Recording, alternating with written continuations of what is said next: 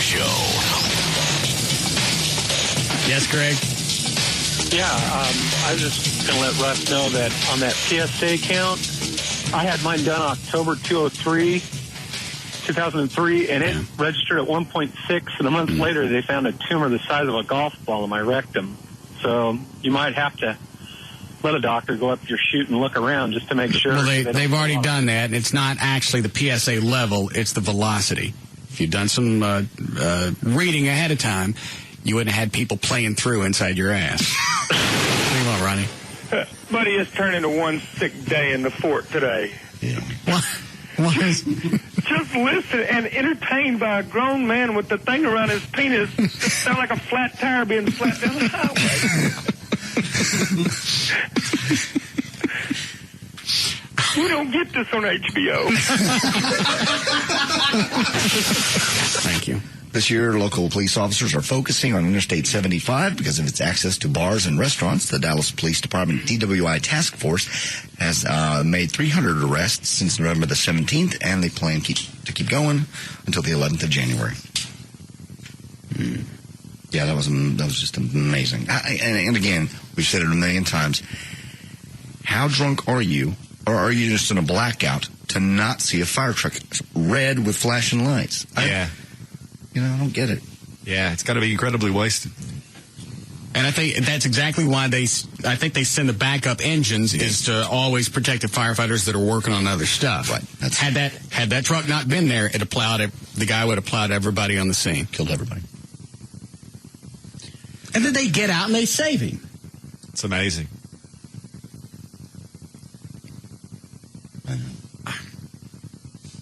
I'd have been too rattled. Way too distraught. Yeah, I'm emotionally distressed. Mm-hmm. I may have to sit down and have me a nice Shasta.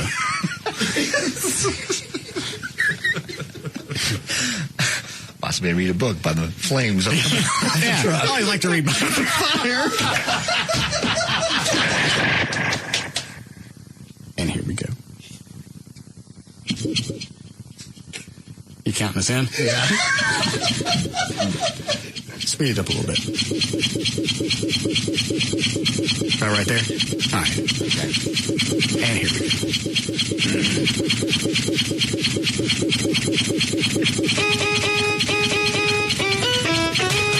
Whitey got run over by Shantae.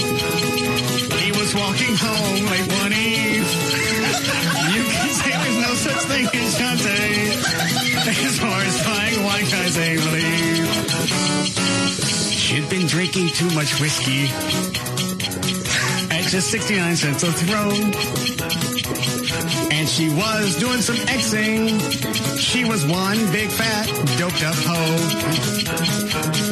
When she drove on down the highway, she veered off just a beat. Next thing you know, old Whitey's head was lying next to her in the seat. Whitey got run over by a Shantae. He was walking home late one eve. You can say there's no such thing as Shantae. As far as flying white guys, they believe. Lady. What? You're getting hysterical. You can't handle the pressure of this phone call. What makes you think you can handle the pressure of this job? It's the most wonderful time of the year. Sorry, you're out, Gash. With the kids jingle belling and everyone telling I'm speaking to you in a calm voice, just so you understand. Shut up! It's the most wonderful time of the year. You're really a f***ing ass. It's the happiest season of all. She's the one tried to get out of the truck. With those holiday greetings and gay happy meetings when friends come to call. Hey, I ain't got no time for you and your hormones. What do you want? The happiest season of all. I'm going to beat his ass when he gets up here. We got any hammers? There'll be parties for hosting, marshmallows for toasting, and caroling out in the snow. I'm not jacking with you. There'll be scary ghost stories and tales of the glories of Christmases long, long ago. I would consider it a personal favor if you'd strangle yourself. The most wonderful time. You better have an iron-lined stomach to deal with me on a daily basis. There'll be much mistletoeing and heart hearts will be glowing when loved ones Lady. meet. You're getting hysterical. It's the most wonderful time of the year. I like it when Dale loses it. It really sounds like a room of hyenas now.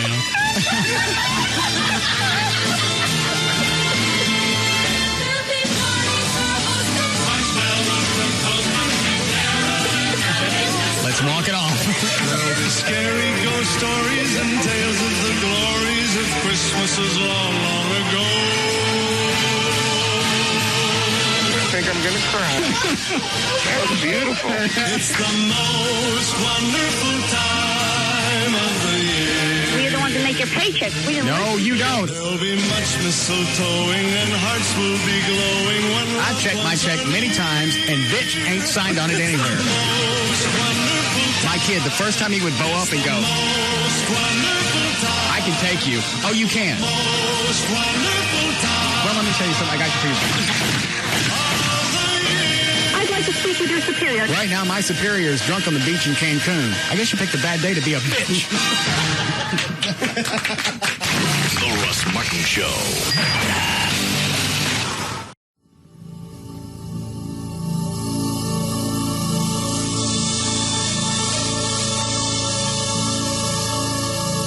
Did you pick that bumper by accident? No. Load it again. Why are you wearing the painter's mask? I don't want to get sick. Everybody on the show has been sick. I'm borderline. The only person I think has been well has been Dan. And maybe Everett. I don't know. Yeah, I haven't been sick. Where'd you put it? Yeah. It's contagious. It's the Russ Martin Show. Live 105.3. Very nice. I've been waiting all week to play that. You can reload the, My voice was fine until I walked in here. Now the show opener.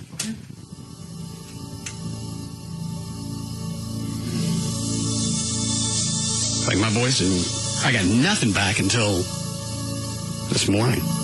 You had no voice till this morning? Trey came over yesterday. It was still out. Yeah.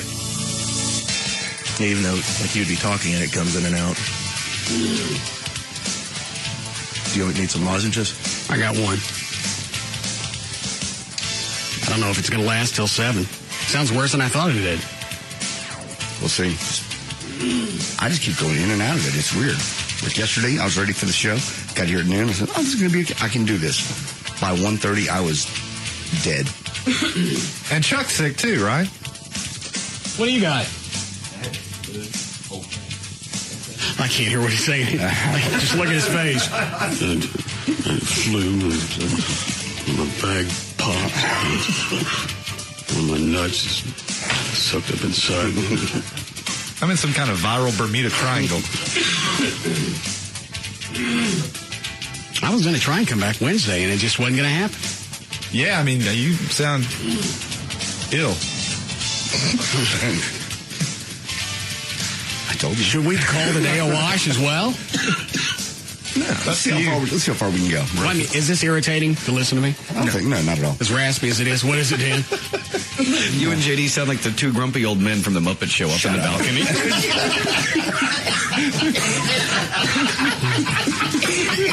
Making me laugh. Quit coughing on me. That's what I told JD yesterday. I went, I don't know if Thursday's going to happen because we're going to sound, all we're going to need is chimes in the hall with people in the loudspeaker calling for different doctors. Because that's what it's going to sound like. All folks home. Some rehab center. Exactly.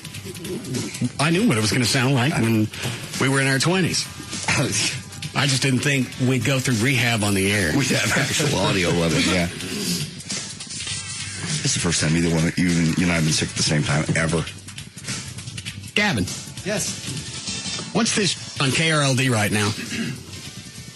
Texas Rangers baseball. Yeah, why is that on? I like news when I'm driving in. Baseball season. These games don't even count.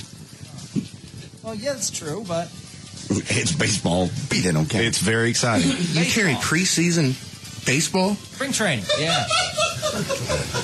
I was at a restaurant today, saw preseason baseball on TV, and got very excited. Yeah. Why? Because baseball season's about to start. It means so much. It means spring is here. Summer's here. That's right. It's awesome. Rebirth, renewal, baseball. Opening day, great. And then it's just filler between the time hockey and basketball season end to when football starts. Even when the Rangers are playing in the regular season, the games don't count. No. They got a chance this year. Lord. What happened? They have a chance every year. Did everybody else quit? No, but right now, just like every other team, they're 0-0. Tied for first place. That's right, yeah. Everett, don't hit me with those idiotic phrases today. Nice. Is it the same kind of vibe that you get like in August with football, the preseason? I don't. I mean, I salivate to when football season's getting here, but baseball. Well, I'm saying, is that the same thing for you, Everett? Absolutely. I mean, it's a bit different. I mean, I think of the two sports a bit differently, but yeah, I gear up for it. Big time. I can understand getting wound up for football season because with the Cowboys, there's always promise. Yes, there is hope. These are the Rangers. Well, and for those of us that play fantasy sports, I'm playing fantasy baseball. You'd have to with the Rangers. Well, it does help. It makes the sport more exciting. You're right. Every year's a fantasy. What? Every year with them is a fantasy. Which line, Dan? 1. Yes, Judy. Hey, I just wanted to say I'm so glad to hear y'all are back. I know you're sick, but you sound great. All of y'all sound great. I've missed y'all all week. Did you not listen all week? I listened all week. All right. I listened to the repeats, and I've heard those. Okay. All right. Thank you. I got emails of people that were twisted. Mm-hmm. How come you haven't said on the air why you're not on the air? Dude, you're a douche. Well, it was I understood what they meant. Yeah. And I finally had to take the phone off the hook at the house because Curtis from Goodyear called. It was like Wednesday. What are you doing? I'm sick. When are you going to be back? When I'm not. Oh, there's one guy. I didn't even pass him on to you every day. Where's Russ? He's sick. Tuesday. He's still sick. Oh, I got him too. Russ not responding. Is he okay? He's sick. What is it, Dan? We're all sick. I'm just echoing what they're saying all week, because obviously I think I was checking my email more than you sickly folk were, but people, their imaginations run wild. If there's no explanation given and you're off for a number of days and you didn't say vacation was coming up next week, they think something bad has happened and they just fill in the blanks on their own. Where does that fascination come from?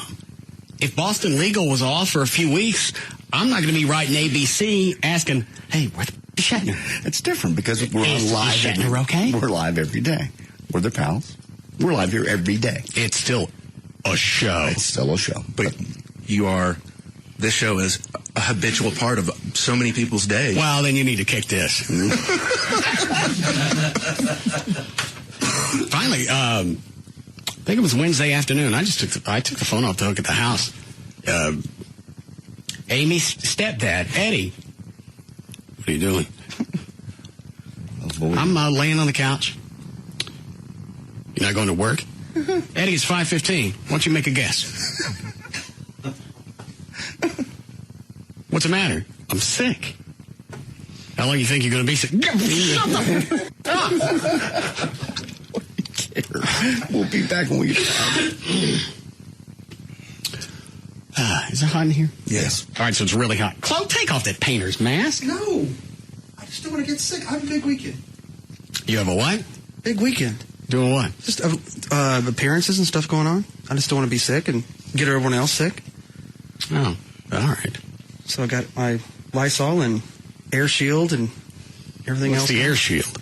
That's basically, it's the generic airborne. Oh, I've got that at home. Just making sure. I just don't want to get sick. So what'd you do all week while we weren't here? I ran best of, answered phones, and people, where's Russ at? Why don't you come here? Give me a hug. No. Yeah. No. Wait for me. Come on. Nice kiss. Got it on the cheek. Umbrella of Lysol, and it's not going to protect you. Don't you get him, John? Okay. Get away from me! No. Get away! No, Get away! I forget, who else is sick? Get him, Chuck. No! Get away! Come to daddy. Come to daddy.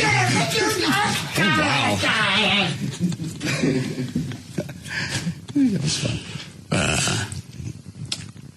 Do I want to take any of those? Yeah, I'm actually getting quite a few calls about it. You want to tell me which one? Either one, but I'd start with line 3. All right. Yes, Amy. Hi, Russ. I just wanted to call and tell you I'm on the service road off of 75, and Officer Lozano's funeral procession just drove by, and I guess I'm just so touched to see how many people are out of their cars and saluting the police officers and waving, and just instead of getting frustrated about being in traffic, they're showing Officer Lozano and all of the other police officers the respect they deserve, and I just was really touched by it, and I know how much you support the police, so I just wanted to call and share that with you. I watched part of the service on the news today. I was surprised at how many departments from out of state showed up. I think there were motor officers from, I want to say Boston. Yeah, there were a lot. I guess Thanks, Amy. Motorcycle officers, that's kind of like a clique, a club of, once you're in. It's a fraternity inside a fraternity. Exactly. Okay. I had actually heard on, I think it was KRLD earlier today, that they had talked to a couple of officers from Galveston that drove up this morning on their bikes just for this. I go to sort of see that in Boston. Does it say how long the procession is? I don't see anything on any of the TVs in here, so I guess it's not newsworthy. Apparently not. All the news stations apparently were covering the whole thing on all their websites, but I guess they didn't want to break regular programming to cover it. I was shocked about that. About what? The fact that none of them broke in to at least carry part of his service. It's big, and I said this after Officer Lozano. Is that right? Yes. Make sure I don't screw that up. After he died, I went, there's not going to be the big media push like there was when Sergeant Hunter was shot in Grand Prairie, because there was nothing that led up to it. There's going to be no big fundraisers. You're not going to see all the CBS vans gather and do some type of event, because there wasn't a story that led up to it. Yeah, you're right. There was no video circus along with it. I really thought just because the fact Hillary Clinton came back to attend the service. That in itself, yeah. They showed clips. Yeah. But you're right. They didn't interrupt anything. Again, there wasn't a big story that led up to big shootout or whatever. Right. And that's the only ones that the media is going to jump on. That's the drama. Oh, wait till you smell this one. Don't even. Well, don't make me smell it. Oh, what is that? What is that? Oh, is that the medicine doing that? I don't know. Oh. So what all are you taking? God. Yeah.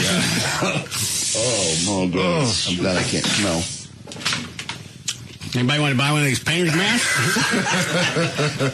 Jesus. Oh, my God. It'll make it out on the freeway here in a minute.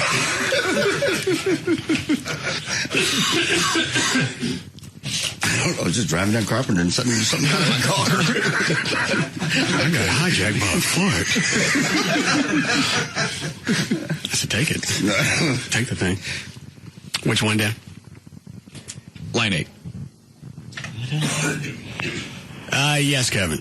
Hey, what's up, boss man? Now, I was just going to hit on what Trey was talking about. He's mentioned some Boston police officers down here for the funeral procession. I'm a manager at a local restaurant, and I had 4 of them in last night. They specifically came down here just for that, for that reason. I was kind of surprised. I asked them if they knew him personally. They just said, no, we just came down here to show our respect. That's pretty cool. Okay. All right. Thank you, sir. Any more of this? 6. Yes, Russell. Yeah, this procession is really cool. It's probably 5 miles long, and when I was coming up from Gateway Parkway, they had the fire trucks up on the bridge over the freeway, ladders out. They gave a lot of good respect to this man. Yeah, I saw, thanks, Russell. It was video when Officer Hardy in Plano, his procession, right. I guess it went through Louisville. Yeah, it was Louisville. Yes. And the ladder trucks were on the overpasses with the ladders fully extended and crossed. That'll tear you up. I've actually got that on my MySpace page on the homepage. The video? Yeah, because that, and I think even wrote in there to intro it. That's one of the most moving things I've ever seen. It always makes me appreciate the parade and the fact. Our parade? Yeah, our parade for the police and fire, because fortunately the only time you see anything like it is in a funeral. Is absolutely done. All right. Anything else before we get to whatever it is we're going to do? Somebody wants to know about the VIP or the white trash party, rather. What do you have? I'm fine, thanks, though. I'm glad they asked. What time is Bowling for Soup coming up? I'll rip your head off. Why? I'll kill you. Why? They're not coming up. You cancel them. Why? What happened? Don't even what happened with me. Were they supposed to be here now or at 4? Yes, at 4 o'clock. They were scheduled. Well, where are they? You canceled them. Why? Because I'm really not sure why. So they're not going to come up at all? I can go call and see if they can jump and run. It's an international rock band. They don't just snap their fingers and do. Bowling for Soup is international? Yeah, they're going to Europe. And Grammy winners. Yeah, Grammy winners. And I don't think they won a Grammy. Weren't they nominated for one? I think they No, won. they won. They won. Yeah. Ireland, Germany. Well, good. I'm glad I canceled on them. Weasels. Why are they weasels? They were excited. They were going to come up and They were going to turn this into an event. You want to come up and promote? You promote whatever charity thing. What are they doing? A fundraiser for who? I'll pull it up here. It's their old manager. What happened to It's one of their old managers. I don't know how he died. He passed, and he left his family behind. All right, so they're raising something for his family. Yes. Okay. Jeff Froh Memorial Rock Show Sunday the 2nd, Lakewood Theater, featuring Bowling for Soup. There's other folks too. The Fed's going to be there, beef jerky, some others. It's $15 at the door. You can get them at Ticketmaster.com or at the door at 6. All right. So it's all right. You can come on. You can promote that. You can do your 1985 song. Yeah. All right. We're going to need to bring 2 or 3 preamps, a couple extra guitars. They just offered that. They didn't say they needed it. They'll be glad to come in and sing acoustic with no plugins. Whatever. That was never offered. It said, well, all right, Chuck's on it, and we've got the preamps ready, and Chloe's going to meet with them. That was me. I don't want any of this. I'm coming back. After a week of being sick, I don't want to have to mess with all of this, especially if something goes bad. And the more things that you add, the more chances of something going bad. A lot of that was in the facial expression. Thank you. But it was very good.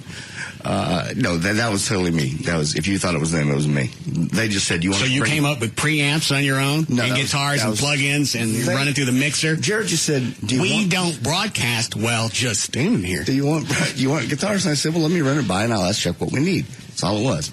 They'll come in here and strong. They'll do nothing. They'll just show up and talk. Either way. Okay, where are they? You canceled them. Why? You did. Is that Big Stacy? You let me see if I can get them from up. Where are they? I don't know. Home. Wherever home is. Denton. They're home. Well, that doesn't sound like that big of a deal to me. If they're Grammy winners, and I can call them at home and go, hey, come on. Well, because they're local and they love you. They love the show. I went to their show, and they acted like I was the act. And you were the what? That I was the act. They were like, oh, man, we see you every day. I'm like, you're the rock stars. Relax. Yes, Stacy. Hey, boss man. Yes. You know, it hurts my feelings when I have to leave in the middle of the week to go home, and I can't listen. And then when I get back, you guys are on Best Of. I miss you. I miss you when I'm gone. I miss you when you were on Best Of. I'm glad you're not sick anymore, though. Hold on a second. Anybody know what that just said to me? He just misses you. He missed just one. Well, I didn't understand. I can't. Explain it to me again. I said it hurts my feelings when I go home in the middle of the week and I can't listen to the show anymore. And then when Why can't you listen to the show? I don't get. I'm in Baton Rouge. Oh, I didn't know that. Well, yeah, man, we went to Baton Rouge last week. Well, how am I going to know that? You're just on the phone. I ain't got. Did you forget to I ain't got that kind of caller ID that can show where you are. Did I have a horrible weekend? What happened with your weekend? I was screwed up. I have to tell you. I don't want to tell you on the radio. Why not? You've already screwed up the last 30 seconds. This is more personal. Oh. And then I come back and get Best Up, and I didn't want to be a dick in email, but I'm glad you're not sick anymore. Oh, I'm still sick. Oh, well, I'm not. I'm glad you're back. Now, have you started your weight loss thing with Larry North yet? Yeah, we're working on it now. I went to see the nutritionist and Larry. No, I haven't talked to him lately though since I left last week. There was a food company that offered. I can't think of the company now. Gavin told me about it. Hold on a second, Gavin. Is that for sure yet or not? We're just coordinating a meeting between Stacy and them. Okay, and who is it? Metafast. All right. Now, is that a liquid diet or is that just normal food? That's normal food. Like Weight Watchers? It's like Weight Watchers. It's clinically recommended by a lot of doctors. All right, and they're going to provide the food for him for free? Yes. And he's got to do what? Eat it and okay. maintain it.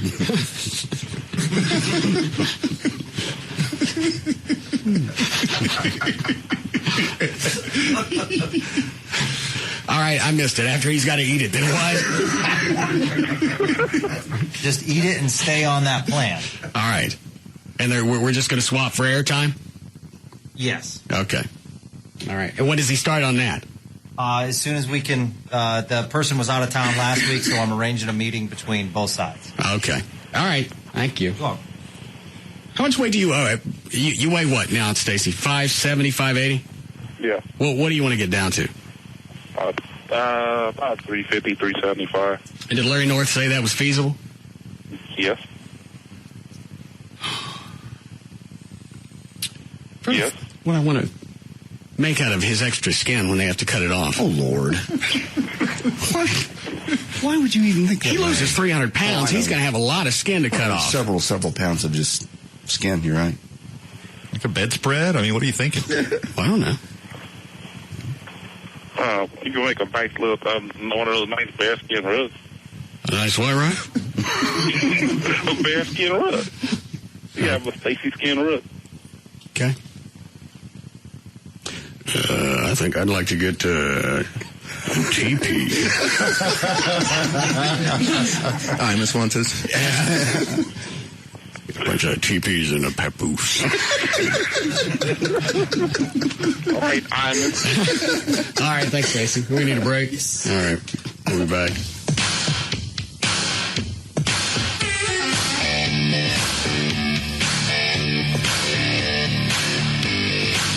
We'll be back to the Russ Martin Show.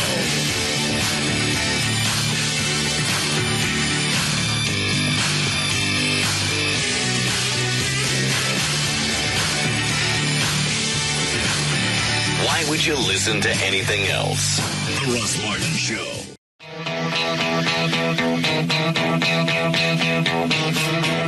Now, back to the Russ Martin Show.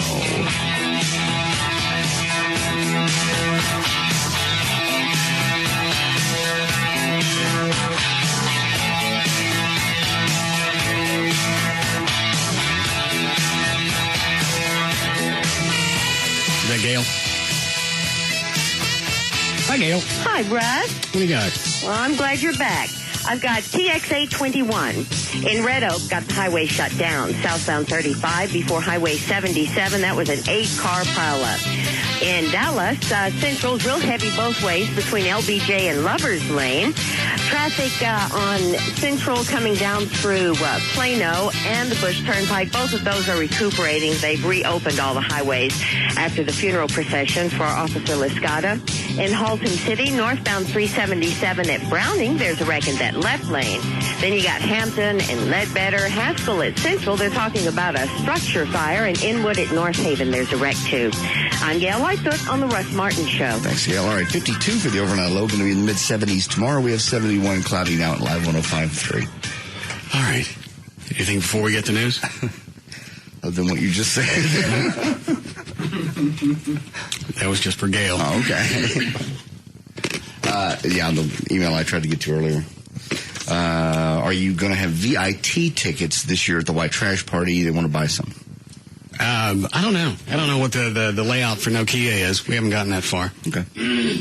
Over 2 weeks today, right? Well, they do have that upstairs lounge. Is it really 2 weeks? Yep. 2 weeks today. Wow. I didn't realize it was that close. What is it, Gavin? There's something going on, Russ. There's a guy playing stuff in my office. What the heck is this? Oh, that's Ron from Outrageous Adventure? No. From who? What was it, Air? Oh, my God. Hey, Ron, what's the name of your company? Ron. Yeah, it's Infinity Air Promotion. Yeah, that's it. Now, I can't tell what this... That's hilarious. I can't tell what this inflatable is. What is this one? Giant. Well, it's in Gavin's office. I wanted to see it. He goes, well, I can blow him up outside. And when I can't see it from outside. Gavin, what does that look like from in there? I can't move. Looks like a big hockey puck. Is that what it is? Ask Ron. Ron, is it a hockey puck? Yeah, it's called a jackpack, but basically a hockey puck. Yeah. How big will that get? Oh, my God, that's funny. God, I pretty much filling the office right now. I'm asking Ron. Ron, how big is this going to get? And say no much bigger, please. I'm holding the desk up. About as big as we can stand. It's about ready to knock the ceiling tiles out. Well, how tall is it supposed to get? How tall? About 10 feet. Yeah. Feet. That's nice. Can you tell him to stop? I can't really see all of it on the camera. Ask him if he can turn it sideways. I can't. He's asking if you can turn it sideways. John, go in there and look and see what you think about it. Because he's supposed to have a bunch of those for me to look at and decide what we want at the white trash party. Oh, yeah, that's nice. Jesus. Lights just went out in Gavin's office. Yeah, I just knocked the light out. It's from wall to wall, door to back, ceiling to floor. And all it is just a hockey puck? Great big black hockey puck. And just broke the light. Oh. Can I go look? Sure, go ahead. All right, Ron. Can't see anything, but we'll take that one. Yeah, what? You can't see anything but a wall of canvas at the door. You can't see Gavin. You can't see Ron. You can't see anything. Flo, did you want to go look? Yeah. That's funny. Go ahead, Chuck. The camera screen in here is all filled up, so I can't tell anything. The whole office is filled. That was a perfect size. You picked a good one. What? It's so tight. It's so tight in there. You can't even push on it. You can't even push it like 2 inches. Mm-mm. It feels like it's about to explode. Is it still inflating? I think they have when they fill up, they have like an exhaust. Gavin, is it still blowing up? Yeah, it's still getting air blown into it, yes. Oh, where are you? I'm trying to hold my desk. It's leaning up against me. Your desk is? Yeah. It actually moved your desk? Yes. Where's this hockey stick? I'm not kidding. Come in yourself.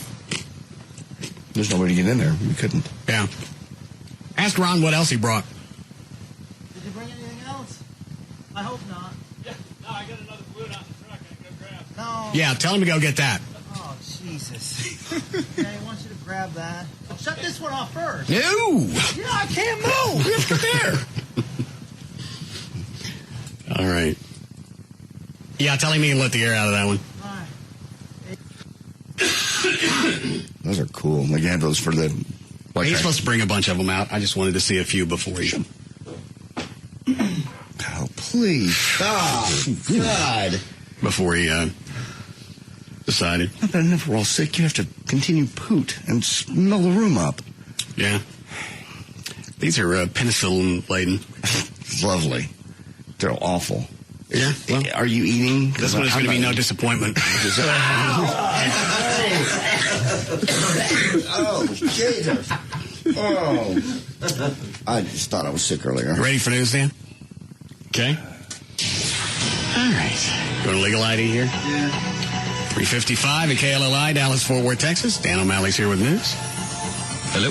There we are. Two quick things. Breaking news right now in Dallas. Several people were injured after an electrical fire broke out in a Dallas area rapid transit train tunnel this afternoon.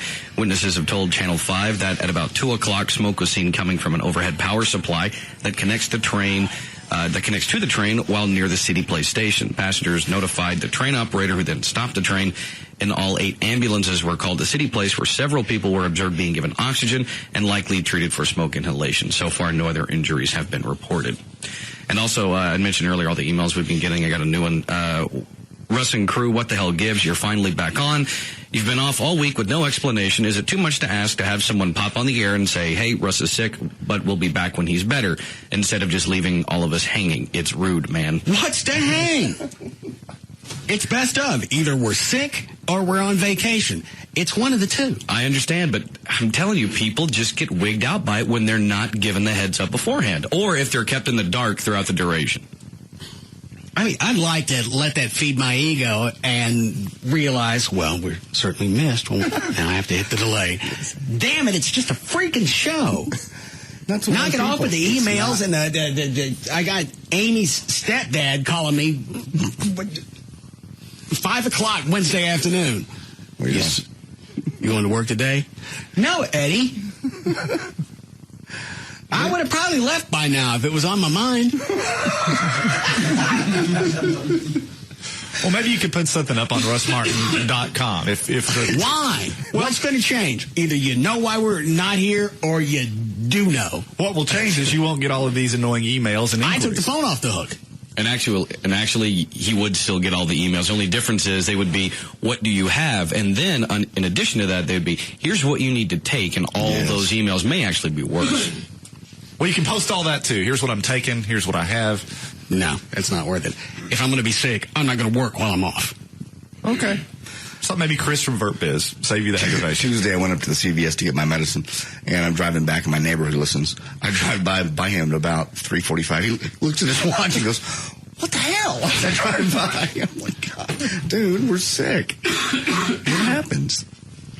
I think, Trey, you've been sick most of the week. Yep. It's like everybody but Chloe and Dan. Mm-hmm. And I still have even money that says we all got it from Lee Harris. Probably so.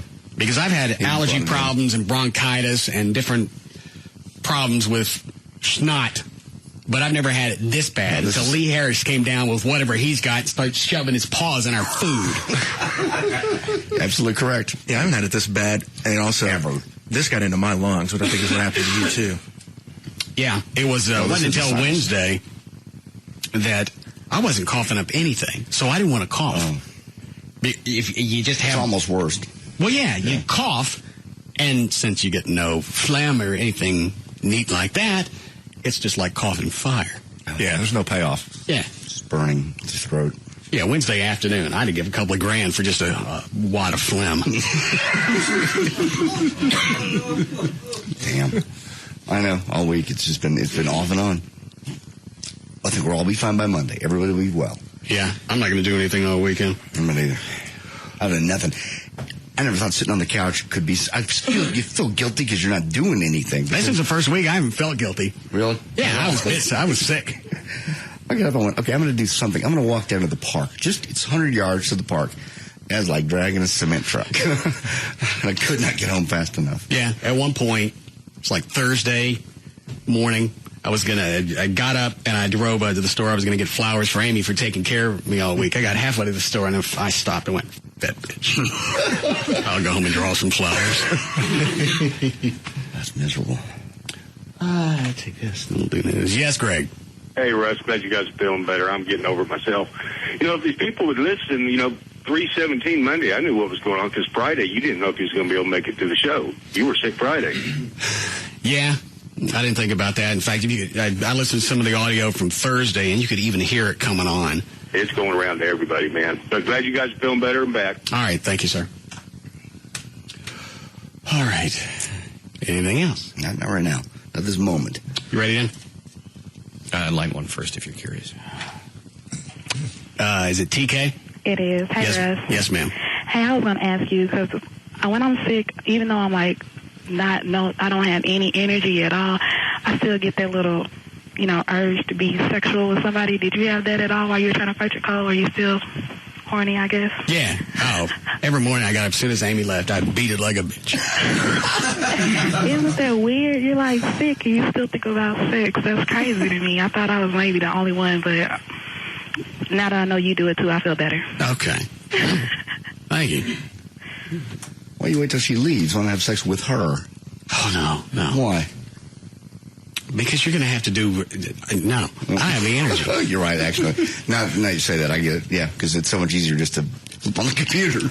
Well, I'm sick. I don't want to have to sit there and deal with anything. Plus, I don't want to get her sick.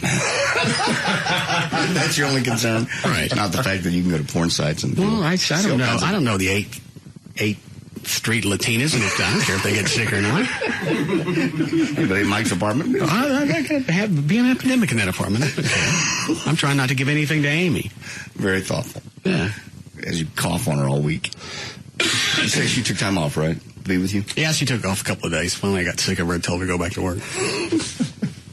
I couldn't move. I'd set up. I'd finish a plate of whatever. For 3 days, all I could eat was sorbet. I couldn't swallow anything else. My throat was sore. My ears were clogged. I'd set something down. What do you need? I don't need anything. That's why I'm setting this down. Well, did you want some more sorbet? No, I'm done with this. That's why I set it down. Did I call for any more? Well, I thought maybe he wanted something. You're trying to be nice. I went, when I want something, I'll wave my hand or I'll pass you a note. In the meantime, leave me alone. Jordan, I went through that when I was in my shoulder surgery. She overdid everything. That's why I finally, about 4 days in, I snapped, and I'm like, I really hate to be rude, but get off me. Well, I've been trying to help you. Yeah, I'm here doing stuff for you. It's now gotten on my nerves, and it's not helping with my recovery. So I prefer you leave. No. All right. Go ahead, Dan. Friday, February 29th, 2008, leap year today, of course, and birthdays on this leap year day. Ja Rule turns 32. Tony Robbins is 48. On Saturday, Catherine Bach is 54. Ron Howard turns 54 as well. Also on Saturday, Alan Thicke is 61. Dirk Benedict, of course, face from the A-Team, is 63. Roger Daltrey from The Who is 64. And Robert Conrad turns 73. And on Sunday, John Bon Jovi turns 46. And Eddie Money turns 59. A deafening crowd of about 11,000 people greeted Democratic presidential hopeful Barack Obama on Thursday, cheering the loudest when he said that in November, whatever happens, George W. Bush will not be on the ballot. Obama promised to bring change if elected president, such as implementing a plan for universal health care. Hold on a second. The next inflatable. What are you blowing up now, Ron?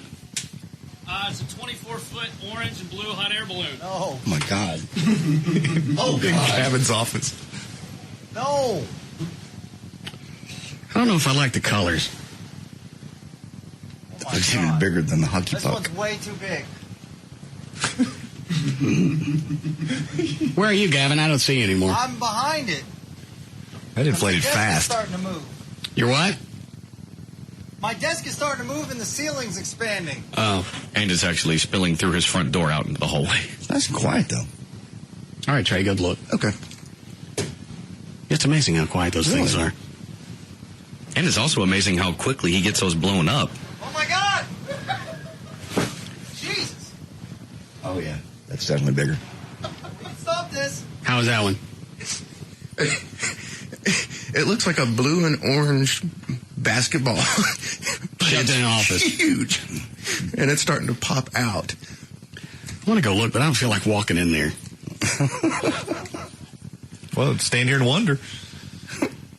That's one reason I don't like leaving the studio, because you're still in here. Hey, what'd I do? Because I don't know what's going to come out of your freaking head. I'm not going to say Shut up. Of all days. Go ahead, Dan. Hey, Ron, that one will be fine. Thank you. You okay, Gavin? Yeah! All right. Tell him that one's fine, too. That's fine, Ron! Go ahead, Dan. Obama promised to bring change if elected president, such as implementing a plan for universal health care to focus on prevention, improving education by throwing out standardized tests, such as ones now required in Texas, boosting teacher salaries, investing in infrastructure, and continuously raising the minimum wage. Hang on a second. Just tell me what track. 36. This is him last night in Fort Worth. This is how he's going to Hold fingers up like that again. 3. Yeah. 6. Why is it that don't look like 36? 3. 6. Because I think normally you would do it. That doesn't make any difference. Got 36. That looks like some kind of meaty squid. Don't make me laugh. Obama said he will bring the war in Iraq to an end in 2009 because it was an unwise and distracted. He's going to bring a war to an end at a certain time. You should have heard Mark Davis going off on this. I'm going to, the troops by a certain time, but he said, I'm going to end this war by this date. Yes. Because if he could do that, then we've been missing out. Yeah, he said, bring the war in Iraq to an end in 2009. He's saying that he's in support of doing some phased withdrawals to be completed at some point in 2009 where they'll all be out. It's one thing to say we're going to withdraw the troops. It's another to say I'm going to end this conflict. Well, because that's a dandy trick. That's how he said. I mean, all he's talking about is pulling the troops out, and to them, it is going to end the war that we're involved in. Okay, and it's I forgot 36. Thank you, Squid Man. I don't hear it. Hang on.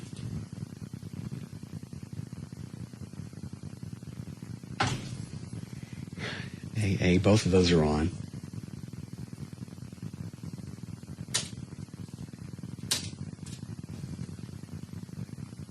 Nothing on there. Yeah, there is. I listened to it. Could be a crackhead. Well, that's got one. All right. We go back to 36.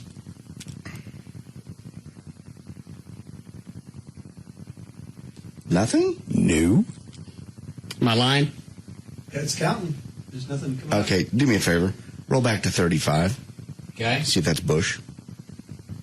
Because Michael Bruce got in there and played with my computer, and he may have disconnected the ability, even though it looks like I was recording. It's playing, but it's nothing on there. Also says LP. What does that mean? Long play. So what does that mean? I don't know. Michael got in there and changed the computer around. Well, what happened when you came in the studio in here and you checked the audio? I didn't check it in here. Why not? Because I was sick and I was late and I didn't have time to check it in here and Chloe was already running in spots. Oh. So you figured there was no reason to go back and double check your work so I could check it on the air. Every day for 10 years. Well, I ain't got no audio. Is that also the audio with Bush today where he was talking about uncertainty in our future? Yeah. That's my favorite from the day. I still have it and I'll go pull it again. Michael obviously has disconnected something when he was connecting something up. Well, let's play these other clips. I'll get you, Bruce. I really do believe that George Bush believes he's right. I think. All right. Okay. There's a clip that this one plays. We got a story to go with this one? That's Willie Nelson talking about George Is this Bush. an old clip? It's last week. I don't really care. Okay. Let's see what else we can get to play. Right. And then you see if you can come up with a story to go with it. Love this. Try 29. I was talking about the drug building that nothing hit, and yet it fell. Still Willie? Those are all Willie. Try 29. This is a chick that got beat up in the Shreveport jail. Officer Willis came over to me in the chair. Oh, we already listened to this. Oh, was that Friday? That was last Friday. Oh, while I was gone, okay. 30. Try 30. There on 3 occasions, he looks down at his hands. Yeah, we've already listened to all this. Attorney, okay. Well, I wasn't here. During the next break, try pull me 32. It's not going to play, and I'm tired of looking for stuff. Okay. During the next break, go back and pull the audio that you should have checked to begin with, and bring it to me. Okay. I want the Bush thing and the Obama if you desire. You got it. Go ahead to the next story, Dan. Hundreds of mourners joined Democrat Hillary Rodham Clinton to remember Dallas motorcycle officer who died in a wreck last week. Senior Corporal Victor Lozada Tirado was killed last Friday when his cycle crashed while escorting the presidential candidate's motorcade. Lozada was 49. The funeral at Prestonwood Baptist Church in Plano included the playing of bagpipes. A flag-draped coffin was at the front of the church. A deadly and bizarre multiple vehicle accident on Wednesday in downtown Dallas. Is this one with the Hooters chick? Yes. Yeah. I played that. I don't know her, but I still went back and played that through my head of had she left work 2 seconds earlier, 2 seconds later, and I'm sure everybody goes back and plays these scenarios. Stop by a stoplight, anything. Yeah. Graveyards are full of people that can say that, though. Well, but not everything is that precise as far as you got to be right there at that instant or you wouldn't have died. Yeah. It's very tragic. Go ahead, Nick. 20-year-old Ashley Parra was driving on Continental Avenue when she was killed after an 18-wheeler fell onto her car as it drove off the Woodall Rogers freeway ramp that leads to I-35. The driver of the truck, David Simon Nellis of Bedford, was thrown from the vehicle, and he also died. Authorities said it appeared the truck's load, a large amount of metal pipe stems, may have shifted and led to the accident. A waitress at Hooters, Parra was only half a mile from her work when the truck drove off the ramp. After the accident back in, was it 02? When Labella, yeah, it was 02. When the forklift drove, you've got a forklift on the back of an 18-wheeler, too high, hits the overpass, goes into his lane, and he's out. From that moment on, I don't anywhere near anything that's been loaded onto an 18-wheeler. Oh, I totally agree in this case. Because you don't know what idiot loaded it. If I'm on the freeway and I got one near me and it's going up the overpass to get on the exchange, I'm getting the hell out of the way. Yeah. That doesn't mean I'm going to see everything. But again, you don't know who's loading these things and what type of safety measures they have. Or they just throw them on, they throw a flag on it and go, all right, está bueno. This is just so sad because, I mean, she had no chance. She never even saw it coming. They came from above. I mean, for God's sake. You know, with Labella... No, he didn't have a chance either because they said it bounced. The 18-wheeler was going in the opposite direction. Right. Forklift hit the overpass. Forklift went over to his lane, and that was it. Landed straight in the windshield. And the thing with that is, even if, in this girl's case, or even Labella's situation, if they saw it, it would have been at such a last moment, there was nothing they could have done anyway. No. And I seriously doubt this chick, because hers came from overhead. There was no clue. And speed and shifting loads in a big rig is, of course, a constant concern for DPS troopers charged with enforcing truck safety on our Texas highways. Hold on a second. How long before we need a break? All right. Go pull me that audio, will you? Okay. Thank you. Show.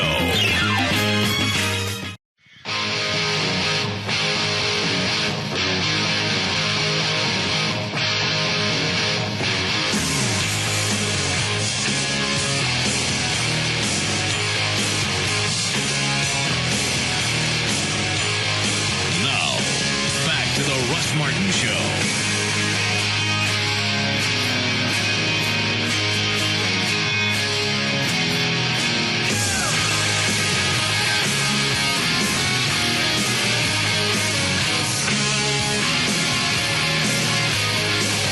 Gail? Yeah. Hi, Gail. Hi, guys. What do you got? I've got Reliant Energy, and on Central Southbound before Beltline in Richardson, there's a wreck in the HOV lane. Still going to be slow as you head into Red Oak, southbound 35 from around Pleasant Run due to an earlier wreck just before 77. It had been shut down, but it's all open now, just slow. In Fort Worth, eastbound I-30 West Freeway at Forest Park, a wreck in the right lane has you backed up to around Hewlin. The Rosedale exit is also blocked there. In Fort Worth, we're doing pretty well. I-35 heavy between Loop 820 and downtown. In Louisville, 121 northbound at Holford's Prairie, there's a crash.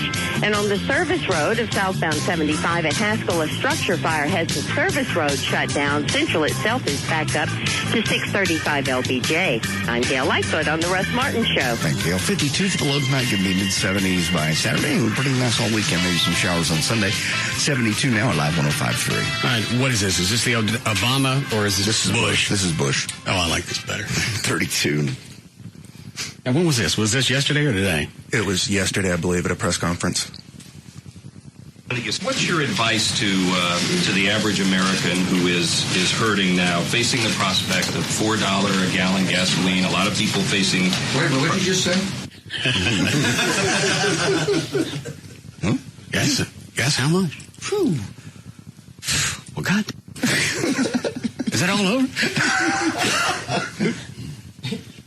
All I saw was this clip. I didn't watch the entire press conference. He just looked absolutely stunned. Befuddled. Who said it's going up to $4 a gallon? Gasoline's crazy. Stuff you do in your car. Now, did you say that? Who said it? Or somebody tell you that? Basically. I think his point, what he's trying to say is, I think you're exaggerating and that's not official. But that's not the way it came off. It came off like... Gas is... oil's already closing at $103 a barrel. Not long. $4 a gallon is not a fantasy People anymore. don't want to think that way. I mean, you've thought that way for a long time. In my mind, it's already $5 a gallon. Right. I'm still getting a deal. You got to think that way. Well, it's going to happen. I can remember when I was a kid and it was 29 cents. It's gone up since then. It's never gone down. I mean, it's fluctuated, but the trend has always been an upward one. Well, part of that's the rate of inflation. Sure. But you're right. I remember we could go down to the gas station and my dad would give us $1, and we get 4 gallons of gas for the go-kart. Absolutely. Well, you can also remember, Europeans have been paying $6 a gallon. I don't live there, so I don't give enough. Still, in my mind, it's already at $5 a gallon, and $3.10, whatever. I'm going to snap that up. What's your advice to the average American who is hurting now, facing the prospect of $4 a gallon gasoline? A lot of people facing. Wait, what did you just say? You're predicting $4 a gallon gasoline? A number of analysts are predicting $4 a gallon gasoline this spring when they reformulate. That's interesting. I hadn't heard that. What'd you say? It's like he's calling him out. Yeah, like he wants to dispute the facts. Well, I'm not sure who's on your team as far as price calculations, but my team says we're still at $1.50. That's so funny. Why would he feign ignorance on that? Of gas being projected at $4 a gallon? Because some parts of the country it already is. I've heard analysts say that, yes, it's going there. Others say just because oil is going higher doesn't necessarily mean the gas is going to hit $4 a gallon. Now, I personally think with you it's going to hit $5, but especially when you get to summer driving. And during the when they have to reformulize, is that the word? Reformulate. Yeah, that. Because you always have to pay more. Why does that cost more? Because? No, why does that cost more? Because. I want an answer. You can sit there while we reformulize. Well, what do they actually do? It's a different mixture for summer? It's a different mixture, and I forgot how it's calculated, but basically they factor in refining capacity. People are driving more. We can only get this much out over the summer months. So, but what's the formula? What changes? Because it sounds like I'm paying for the clear coat. I cannot answer that question. All right. You're predicting $4 a gallon gasoline? A number of analysts are predicting $4 a gallon gasoline this spring when they reformulate. That's interesting. I hadn't heard that. Good thing I don't have to drive. I know it's high now. And the other economic problems facing people beyond your concern that you stated here and your expectations for these stimulus checks.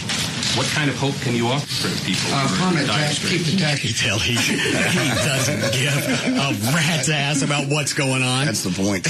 It's almost like he's sitting there watching the news. Gas going up how much? Oh. Whew. I went about the FEMA earlier. Well, now he gets to this statement of uncertainty. And listen how he plays this one out. This cut's permanent, for starters. There's a lot. I'll back it up. Facing people beyond your concern that you stated here and your expectations for these stimulus checks. What kind of hope can you offer to people? Permanent tax, keep the tax cuts permanent, for starters.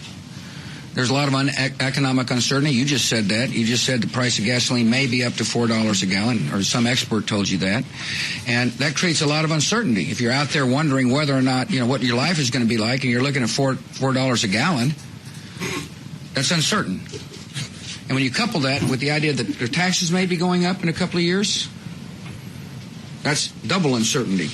Yeah, the good news about that is each uncertainty cancels each other out, and now you're certain. You have certainty back into the economy. Like a sine wave, and cancel each other out. Thank you. Next question.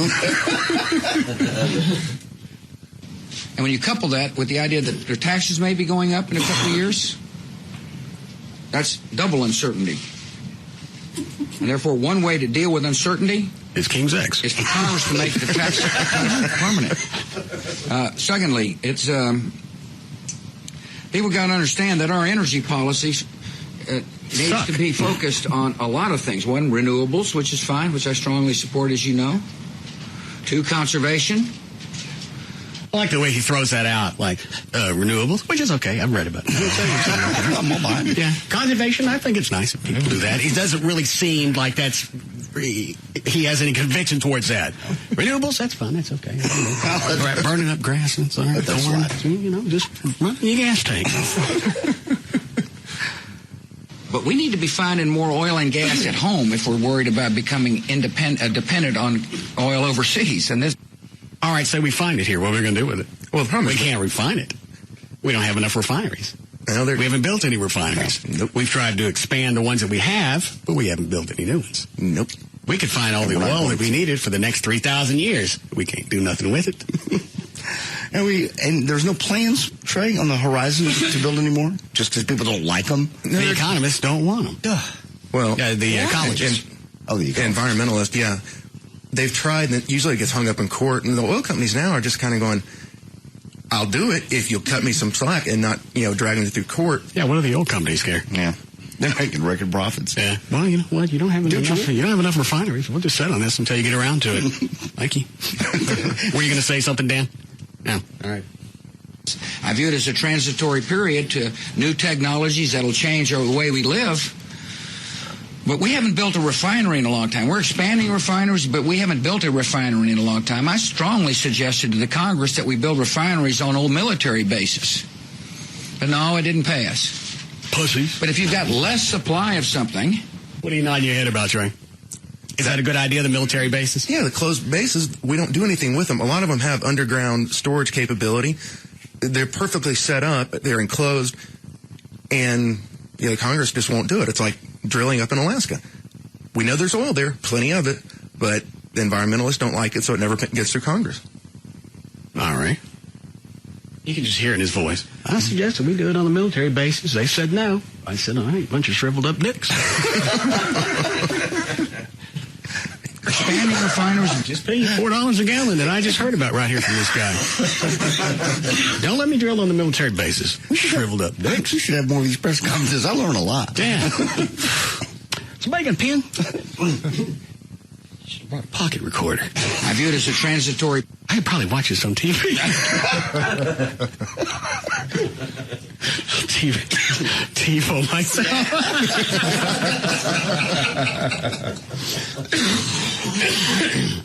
How are we doing, Chloe? Breaking 8. But we need to be finding more oil and gas at home if we're worried about becoming dependent on oil overseas. And this, I view it as a transitory period to new technologies that'll change the way we live.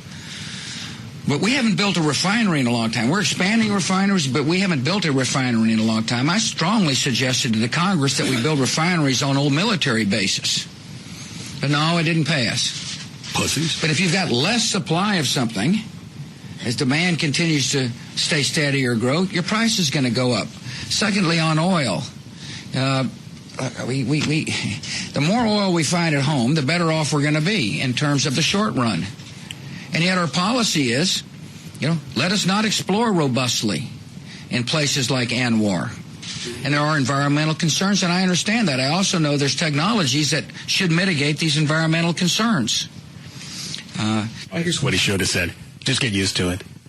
We don't want to conserve. We don't like to recycle. It's nice to say. It looks good on print. It's nice in campaigns. But as an overall population, we're not going to conserve. They're not going to let us tap the oil we have. That doesn't make any difference. We're paying for these prices because we don't want to conserve. We could drive cars that get good gas mileage. We could look into solar technology. We could do, what is it with the things that spin in the wind? Oh, like wind farms? Yeah. Have you some nice wind farms. Raise you some wind. The point is, we don't like to do any of those things. No. Where the HOV lanes would be packed every day, the buses would be packed, and you see a bunch of Toyotas running around. No. We don't want to do that. Just get used to it, because it's going to happen. Nothing's going to change. I'm not going to worry about oil prices. Down the DART rail. Because it's not going to change anything. You've looked at DART rail trains as they go by. Half full, maybe at peak. We don't like any of that. No. Nobody wants to do that. Well, but when the environmentalists, when they get tired of paying $5 a gallon, they're going to start encouraging their congressional leaders. All right, maybe we should rethink this refinery thing.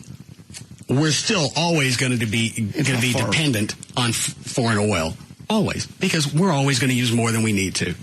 We don't want to save. We don't want to back up. We don't want to do anything. Really, we don't give a rat's ass about the future. No. I want oil now. And you and I are neither one to point a finger because we drive big old trucks. Do I want to sell my truck? Is it expensive to fill up? Yeah. But do I sell it? Probably not. Well, I'm not blaming anybody but me for what I got to pay for oil prices, for gas. Was that it with the Bush clip? Yeah, pretty much. It's just... All right. What else you got, Dan? A secret recording has put a Houston elementary school teacher... Oh. Don't what? I don't have that either. I'll pull it on the next break. Why don't you have it? Because it was Michael Bruce hit a wrong button yesterday when he was jacking my computer in the morning. One little button, and I had it, and I recorded it yesterday, and it's recorded in the wrong mode. It won't play in here. Well, that's okay. I know you probably effed up, so I had somebody send it to me. Go with your story, Dan. A secret recording has put a Houston elementary school teacher under the microscope. After 4-year-old Megan Harris began having unexplained behavior problems, her parents decided to hide a tape recorder in her school backpack. What came home that afternoon was unimaginable. A female voice is heard calling the kids stupid and no good.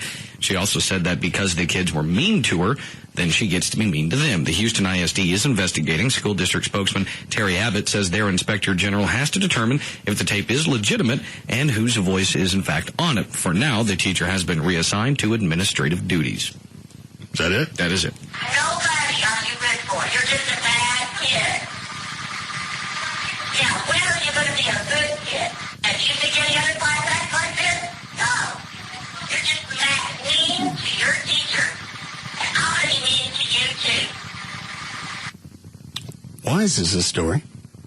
Mainly because she had called the kid stupid. Well, maybe the kid is. Well, she was referring at this point to all the kids being stupid. Well, maybe they were acting stupid. They're 4-year-olds. 4-year-olds act stupid. You don't get to call them that. Yes, you do. No, you don't as a teacher. Well, she got away with it until she got busted. Until she got busted. Now she's in trouble. I mean, the kid was starting to have behavioral problems. And this is probably why. You got a teacher running them down every day at 4? Adults saying I'm stupid. You don't know what led up to this. It doesn't matter. You don't. Well, yeah, it does. You don't just take a 30-second clip and expect to know the entire story. Otherwise, there would be no reason for an investigation. If everything you needed was in this 30-second clip, it's not like the teacher just walked in one day with no provocation and went, "Hello, dumb." You still don't call a 4-year-old stupid, or a teenager for that matter. Well, she's addressing all of them. But you're calling the class stupid. Obviously, it was having an effect on this girl. That's why the parents went to the trouble of getting the digital recording, putting it in her backpack. And I got it. You can slow down. Nobody are you good for. You're just a bad kid. I screamed that when I was a kid. Yeah, it's different now. But why? Just political correctness is taking over.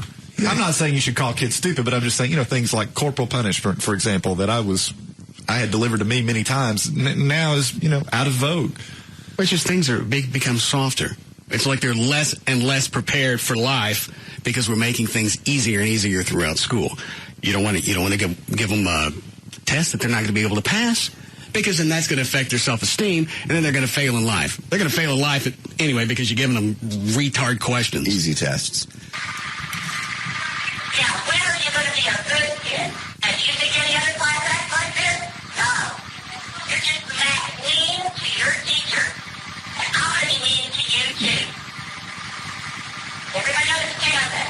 You're mean to me, so I get to be mean to you. Okay. There's a fair lesson in itself. It is. That was a big old. You're going to be a jackass to me. I'm going to be a jackass back. They're 4-year-olds. It's still a lesson that needs to be learned. It's like shut up. Thank you. I could see this in a high school class, maybe. But I just think of 4-year-old. You're still dealing with 4-year-olds, and you still don't know what she's got a handful of. And again, you don't know what led up to this. That's true. But I just think it's a pain. She's just really going overboard with 4-year-olds. 13-year-olds. Again, you don't know. You got 30 seconds. I'm going to guess that backpack, the recorder was running a lot longer than a half a minute. I'm sure it ran all day. Okay. What were the kids doing leading up to that? What were the kids doing leading up to it? No clue. Exactly. Okay. So you need to know that, or you're not going to be able to analyze all of this. And they probably are idiots.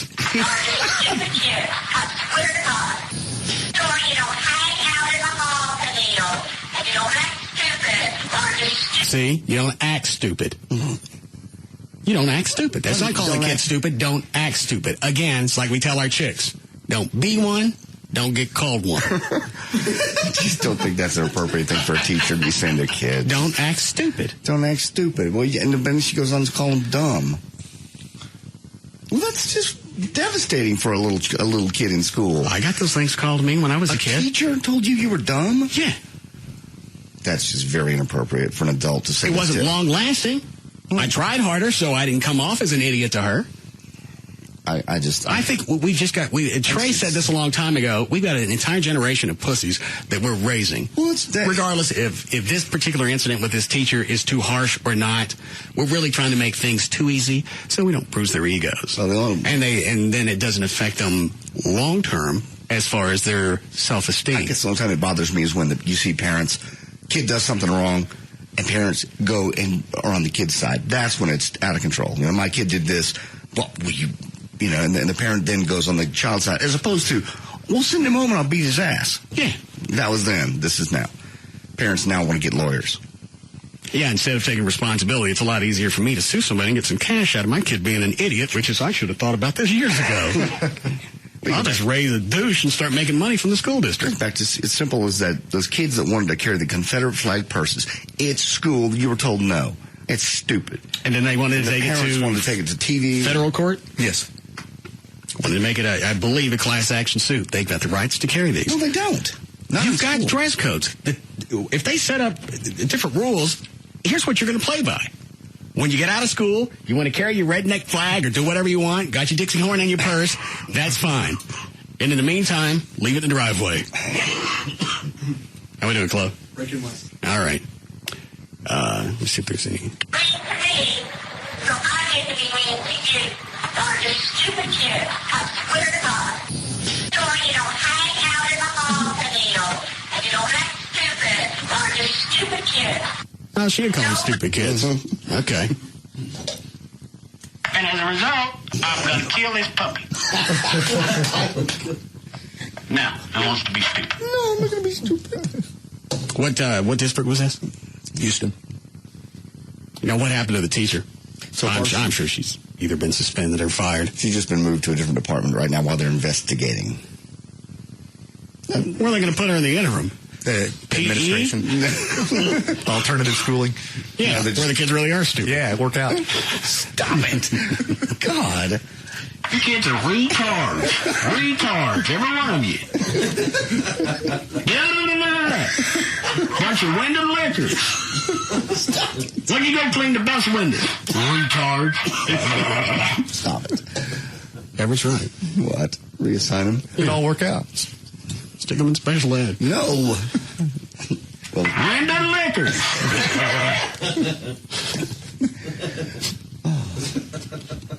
Who's that giggling? That's Chuck. Oh, sure, it's funny to watch you come in the morning in the bus, clean windows and all. Looks like a bunch of Rodney Dangerfields waving at me.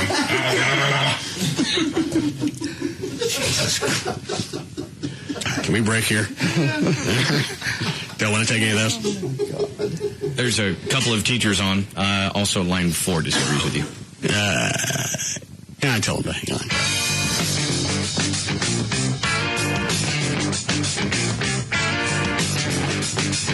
We'll be back to the Russ Martin Show.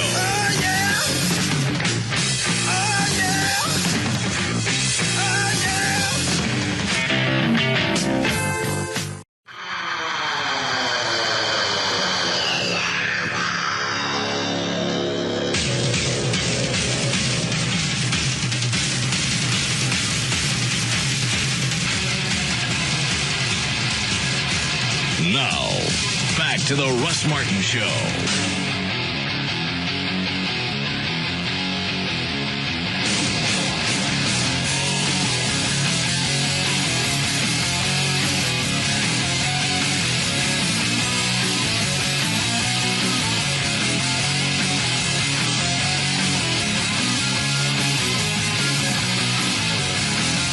Which one of those are teachers? The bottom 2, 6 and 7. All right. Yes, Mary. Hey, this is Mary. Russ, you are 100% right about those little hoodlums. See? That teacher has to put up with so much crap during the day. I just challenge your colleagues to change places with that teacher just one day out of the week and see exactly what hell he comes home in. I don't know that I would actually jump 4-year-old asses. Maybe, yeah, you do. Well, I don't know if I would go, even me, I don't know if I'd go that route. But we've taken too many of the penalties of being stupid out of society. Well, we reward people. You don't got enough cash? We'll give you $600. Thank you, I got it. We'll give you $600. Spend it. You're too stupid to manage your own money. We'll give you a little bit more. Maybe you'll get it down this time. You don't pay taxes at all? We'll give you $300. That pisses me off. No taxes. No. And they get cash back. Yeah. No, it's not. Yeah. Explain to him why, Trey. Yes, Trey. Why they get cash? Yes. Because they're going to spend it. And these are people, you'll love that. If you really think about it, government's already probably paying for their housing, their food, everything else. Why do they get cash? They put nothing in. Because they need walking around money. Get a freaking job. Think about it this way. If they got $300 in their pocket, maybe they'll stay out of mine. Probably not. Well, it'll stimulate the economy. I think that's the idea. Give it to me. I'll stimulate the economy. Well, no, you'll save it. I'll give them money to buy nicer guns. Say, is that a new gun in my face? What's that, American Eagle? Yeah, I got it with my tax money. Stick them up. God. Line 7. I got tax rebate. Everybody down on the floor. Glad you enjoy it. Yes, Katie. I just wanted you to know I agree with you because as teachers, we have to be parents also. Because most of these parents come and dump their kids off at school and then they don't do anything else with them. We have to deal with everything. Now, would you address 4-year-olds like that? No, but this being this time of the year, it's getting close to spring break, and I can understand how that teacher was stressed out about it. Wow, hang on. Why are 4-year-olds in school? Pre-kindergarten. They're getting them ready for kindergarten because they're low income. I didn't start until I was 6. You didn't go to kindergarten? I didn't either. No. In fact, I didn't go till I was 7. Really? They have Head Start and pre-K. Yeah, I wasn't pre-K. No, we never had any of that. So they start at 4 years old now. Yeah. I didn't know that till just now. Look at that. All right, thanks. And gas, $4 a gallon. No, because I was born after September. Okay. I couldn't start school until the next year, so I was a little bit older when I started. Makes sense. So what do they do with them at 4? Well, you just go in and you learn the very basics of just Work stuff. puzzles and things. Yeah. Put round holes into round pegs or vice versa. Just play. All right. It's organized play. Any more of those? Line 4. Angry teachers. Yes, Mark. Look what they got to mess with. You can't call any kid in middle school names stupid like that because at that age they're a sponge. They absorb everything. Well, good. Then I don't have to say it twice. What is it, Dan? It's not bad for being sick. It's pretty good. Line 3. Then we'll move on. Yes, Sarah. Oh, I was just going to let you know that my sister's a teacher, and they are encouraged not to use red pens when they're grading papers so that it doesn't hurt the kids' feelings. I'd heard about that a couple of years ago, where they went with a more innocuous color, blue. They use blue. Some of them use like green and just all the fun colors. That is getting absurd. That's absurd. And the whole reasoning is the red is that's going to make me afraid of red.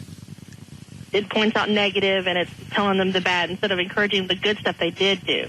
Well, then it doesn't mean anything when you actually get a passing grade. You get a B on something, and you don't get a bunch of red marks on there. Exactly. All right, thanks. God, that's how I read over. That's bizarre. You were excited. I think they would use 2 colors. Red when you blew something. Was the other one green? Whatever it was, you were excited when you got it. Yeah. And you dread it like the teacher's passing out your test. You dread it because if you see a lot of red, you know you're stupid. Yeah. What, Dan? I was just going to point out my mom and my aunt are both teachers in Dallas.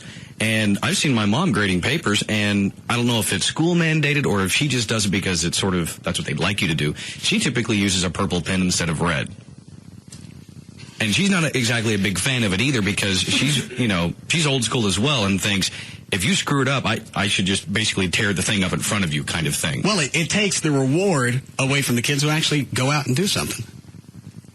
And it really takes any meaning away from almost anything. Yeah, if everything's... Because when I was a kid and I would get something back with a passing grade and it had nice colors or stars on it, I was ecstatic, and that would give me something to work for. I didn't see that on. I forgot about stars. Yeah, you get 1, 2, 3.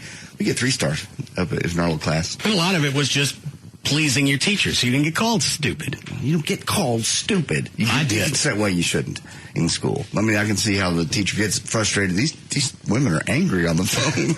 Well, look what you got to mess with day in and day out. Oh, no doubt. And I'm sure she's right to the most part. A lot of parents drop their kids off at school.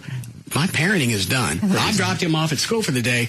I've done what's expected of me. I fed him, and now it's yours. Yeah. You're right, and that is a frustration. Again, my ex-wife was a teacher, and you hear all those frustrations of parents that totally don't get it and totally drop their kids off. But on the other hand, you knew that's what that career was when you got into it.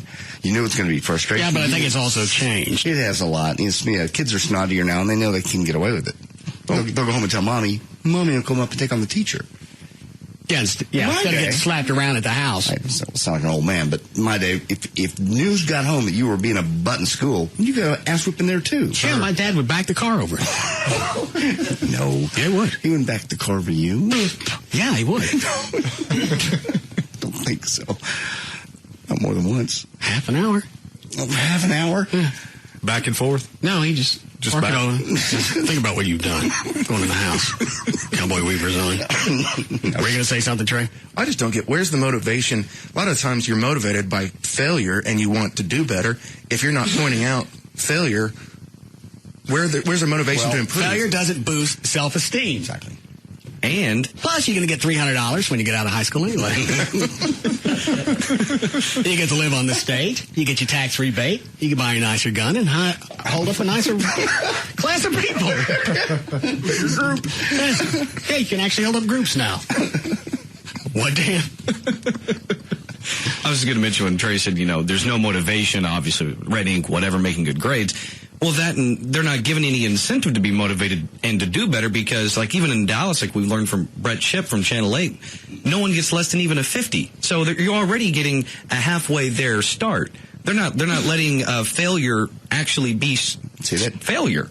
That demotivates the kids that actually did something. If I'm go to school every day and I'm making 85, this guy didn't ever show up at all and gets a 50. I'm pissed. But why? 50's failing. I mean, that's not going to get you anywhere. Something. He didn't show up at all. I don't know if everybody else, let's say I was working hard in school, which I didn't.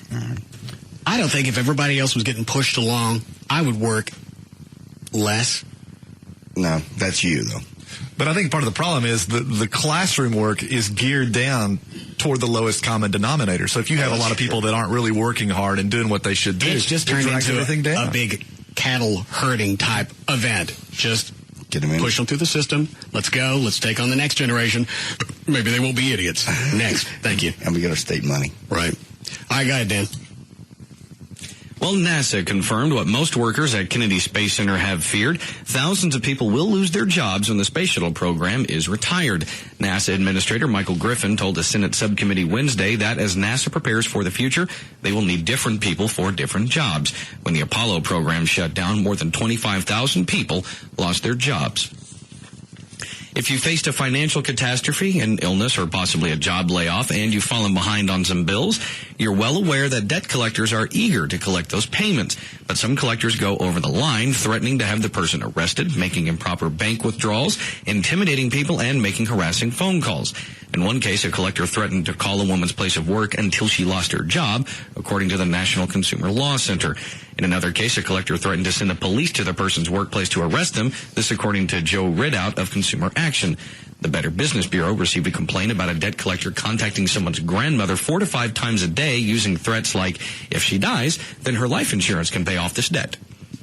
John Few. What are you shaking your head at? Well, you can stop all that with a letter. But you owe me that money. You don't owe the collector that money. You owe somebody that money, and had you paid it when the bill came due, the collector wouldn't be on your ass. Again, this is a result of you not taking care of your debts. But here's the problem. You don't owe the collector money. There's no That's not what contract. I'm not talking about the legal aspect. I'm talking about morality. As far as the moral angle, you owe somebody money, you don't want to pay it. Well, of course. But it's also immoral to threaten people. No, it's not. Yes, it is. You owe me something. You owe somebody something. And because you didn't pay on the first go-round, the second go-round, fourth, fifth, then I had to give it to somebody else to take care of because I got tired of messing with your ass. And if you don't pay it, then I'm going to have to, and I don't want to. But you can't. Yes, you can. You owe me money directly. Take a corporation out of it. Say you borrow $6,000 from me and you don't pay me back so you can buy a Rolex. I'm going to call everybody you know until I get that cash back. But it's you call a grandmother and say, if you die, your life insurance can pay off the debt? Okay. That's totally immoral. It's giving her something to look forward to. No. A legacy. Yeah. If you die, then this gets paid off. So why don't try holding your breath for a couple of minutes.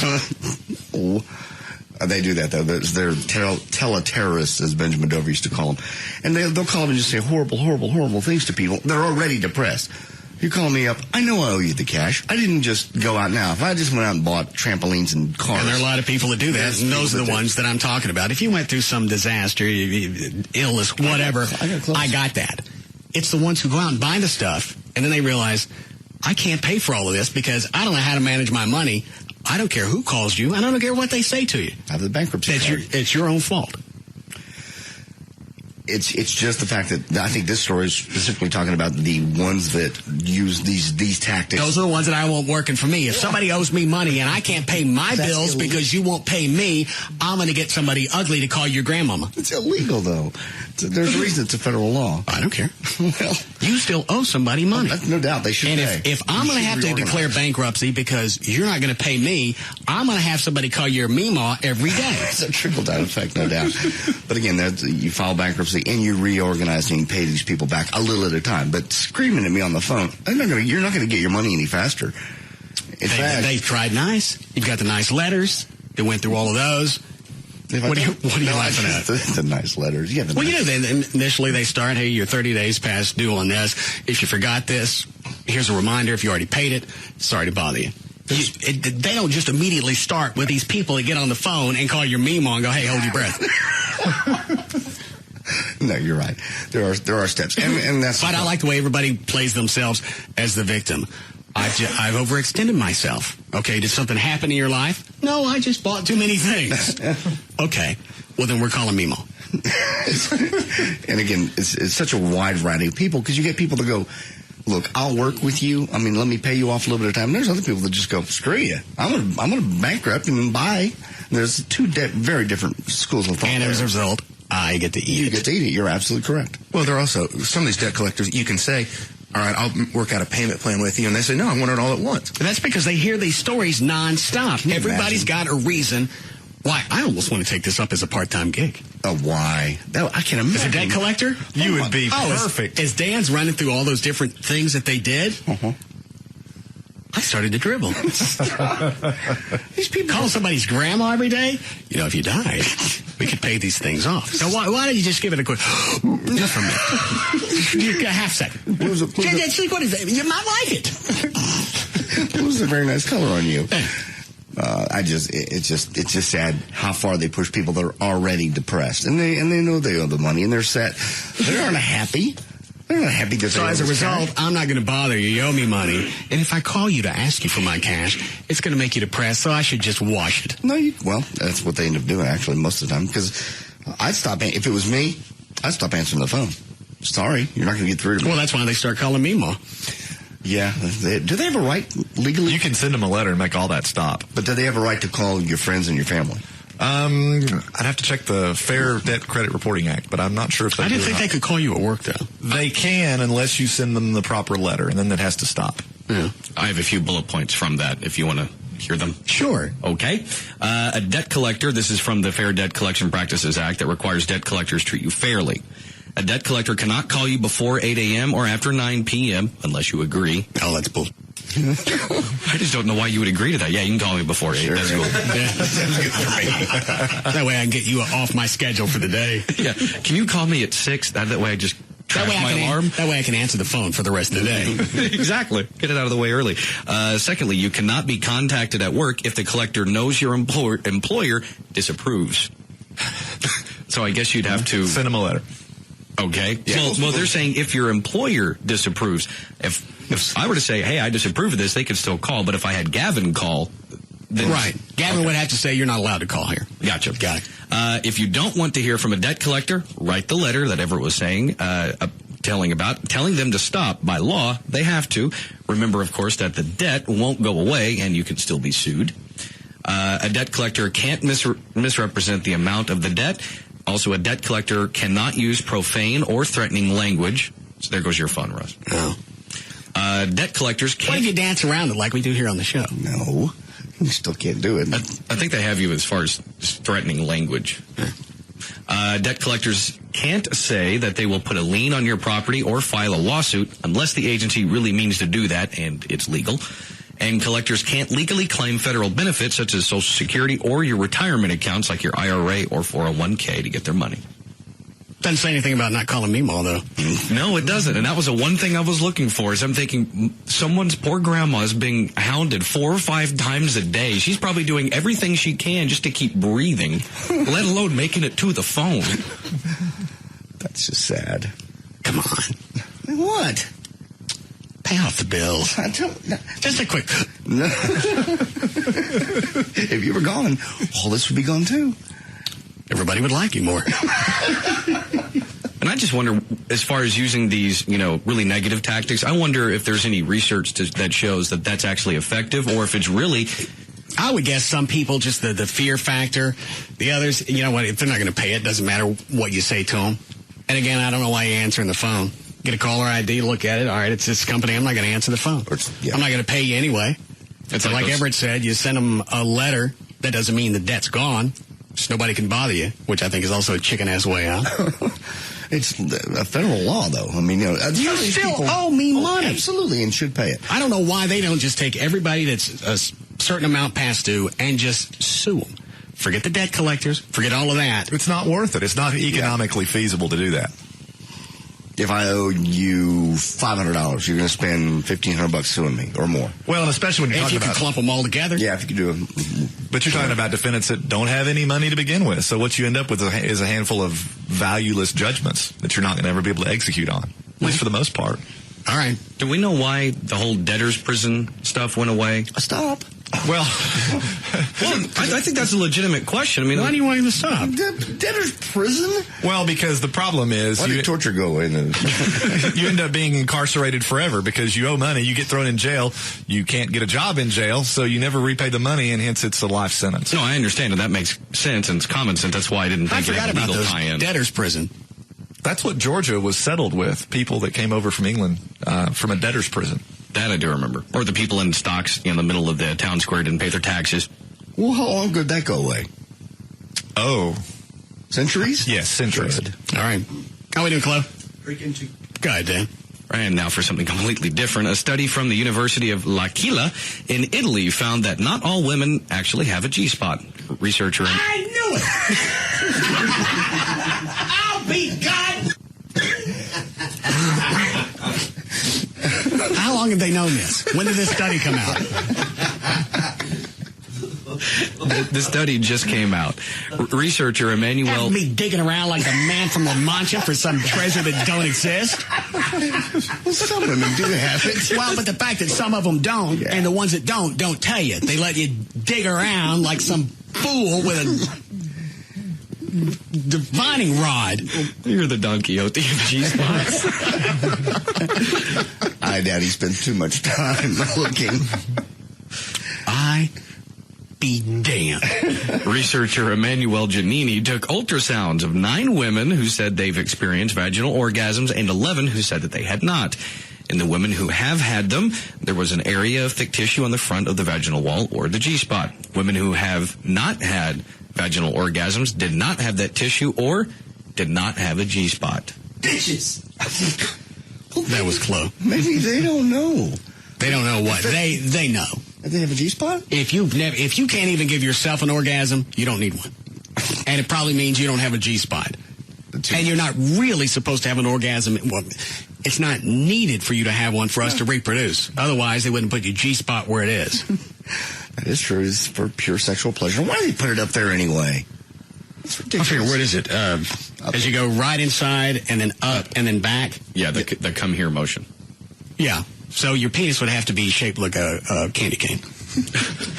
You have to stick it in like this, lift up, and then pull back to hit the G-spot. Mm-hmm. If it were garage, it's where the door opener would be. You got it. Up top to the back a little Nature bit. normally makes a lot of sense. On that one, it makes no sense whatsoever. Well, I think our G-spot's supposed to be in our ass. Well, yeah. What? Yeah. I don't know. Who was it told us that? Was it Dr. Natasha? Yeah. I don't even know if that's true. It was funny to me. Again, no clue. I know the exam, when they push up, that don't feel good. Maybe he's not hitting it right. Oh, he's hitting everything. Fentner hits everything. Trust me. He digs around like we're going for oil in Alaska.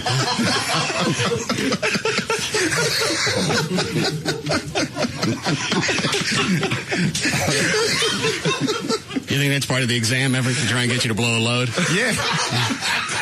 As hard as they work, sometimes. Maybe he ain't hitting it right. I'll wait. Break here? Okay. We'll be back.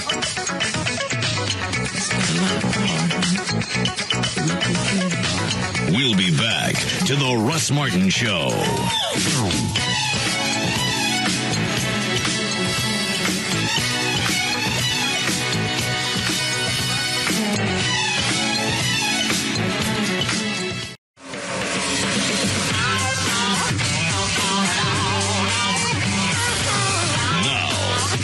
To the Russ Martin Show.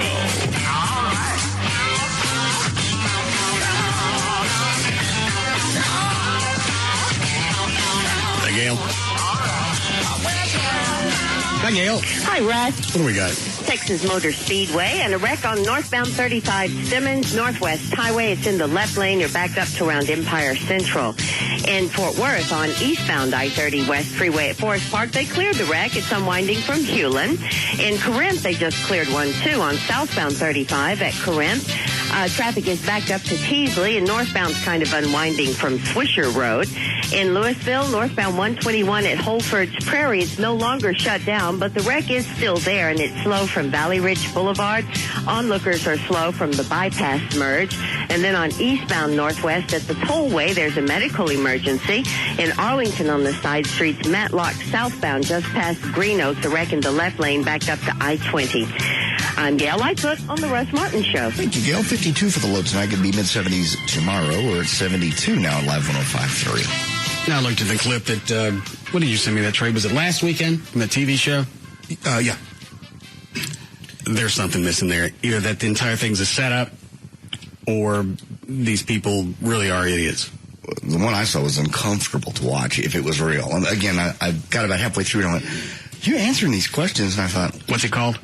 Moment of Truth. All right. Yeah. And she's just, I mean, you're talking about the one who basically confessed to cheating on her husband and...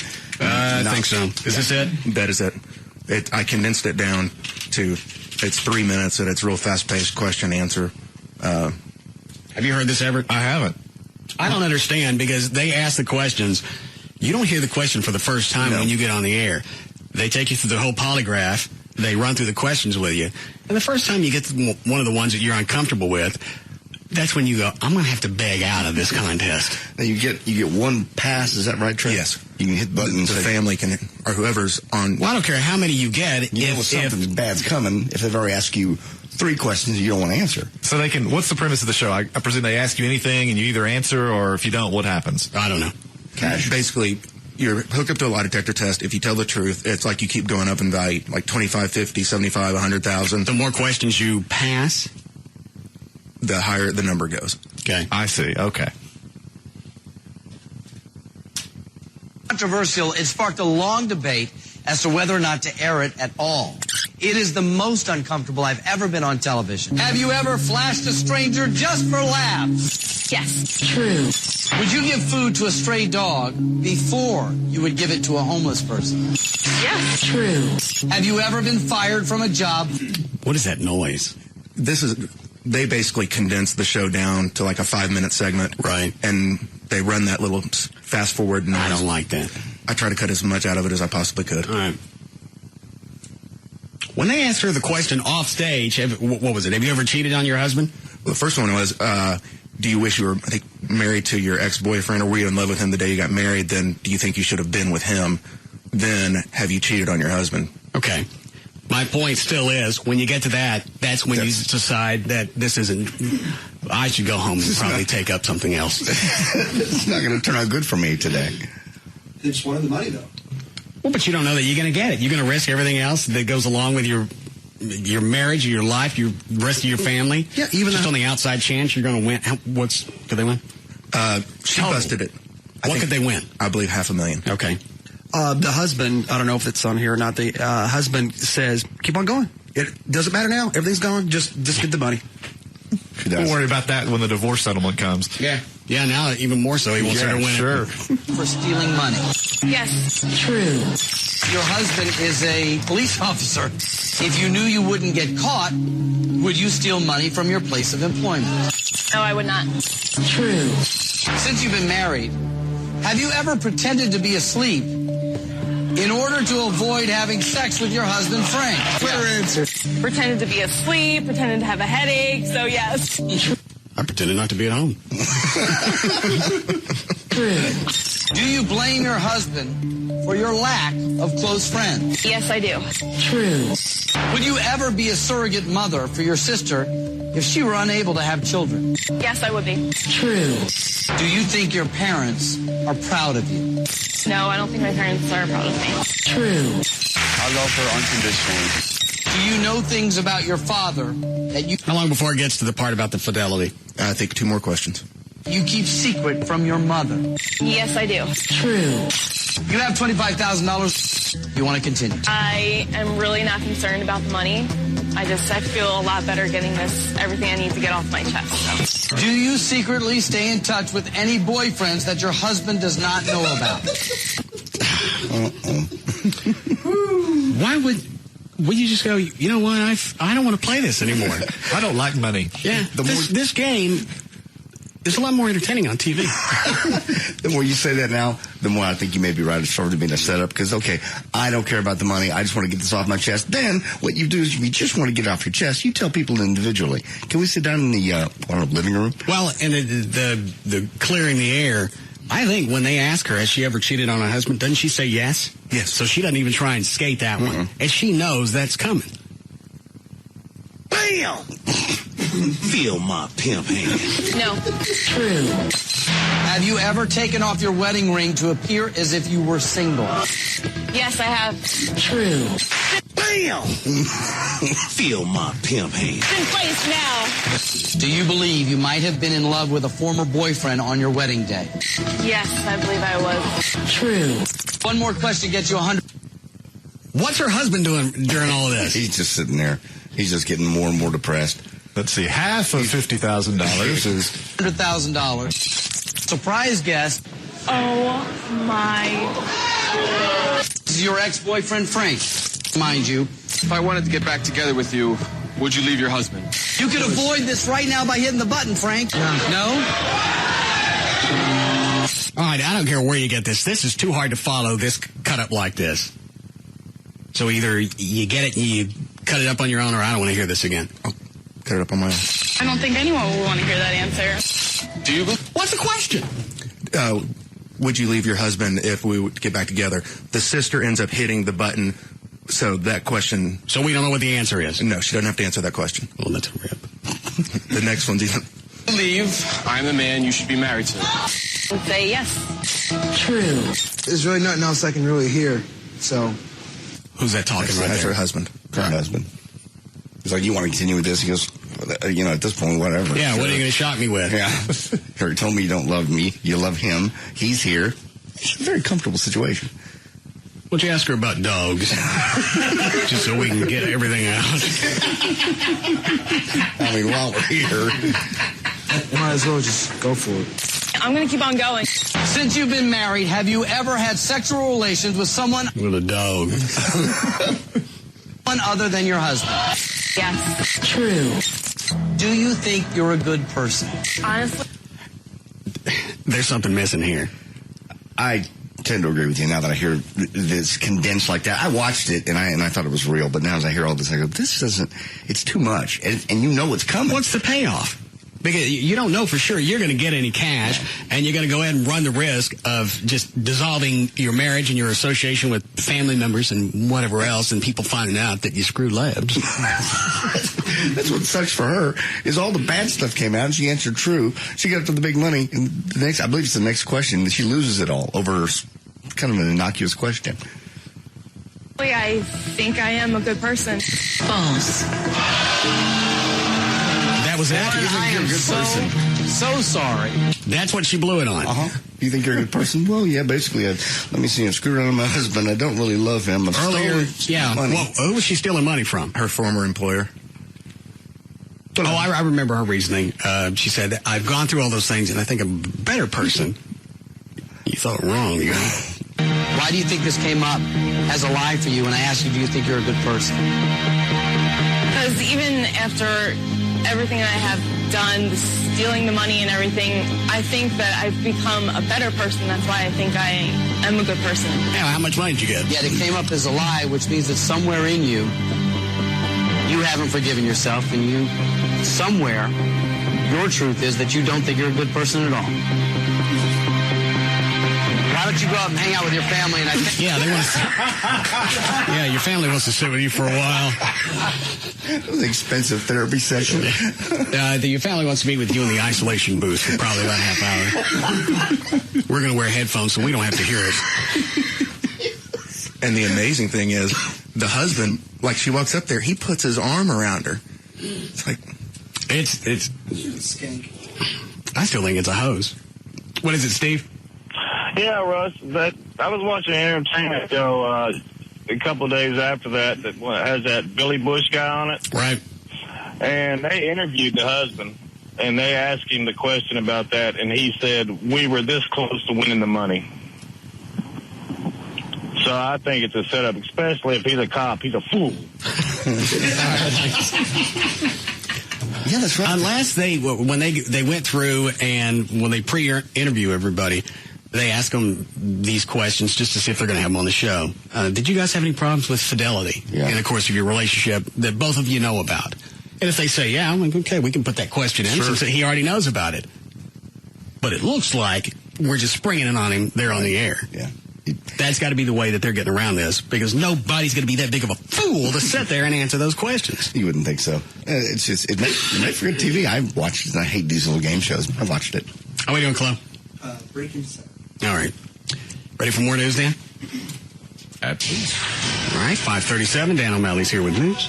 Thank you, Russ. Federal drug investigators have taken over the inquiry into the January 22nd death of actor Heath Ledger in a New York apartment. Shut up. What do they care? He had 6 different drugs in his system? Well, now they're looking at the doctors, one in California, one in Texas, I believe. Now they're just saying, well, did the other doctor know the other doctor was giving him drugs? But again, you're right. He's dead. It's over. You're not going to change anything. Watch it, with federal drug investigation over what? He had 6 drugs in his system, 2 doctors. Okay, what's that? Where are you going to find that? You throw in Hollywood, and you're done. Yeah. Go ahead, Dan. The medical examiner's office said Ledger died as the result of acute intoxication by the combined effects of oxycodone, hydrocodone, diazepam, temazepam, alprazolam, and doxylamine. The law enforcement source said the federal drug investigators are trying to determine if the drugs were prescribed legally and are looking at the 2 doctors in California and in Texas. A high-low couple in Hawaii is suing a California auto body shop after their son died in a car crash in which the airbags were missing. Mary and Robert Ellsworth. Hang on, what's a high-low couple? That's the location, Hilo, Hawaii. Or Hilo. Oh, all right. It's Hilo. I thought some game show was.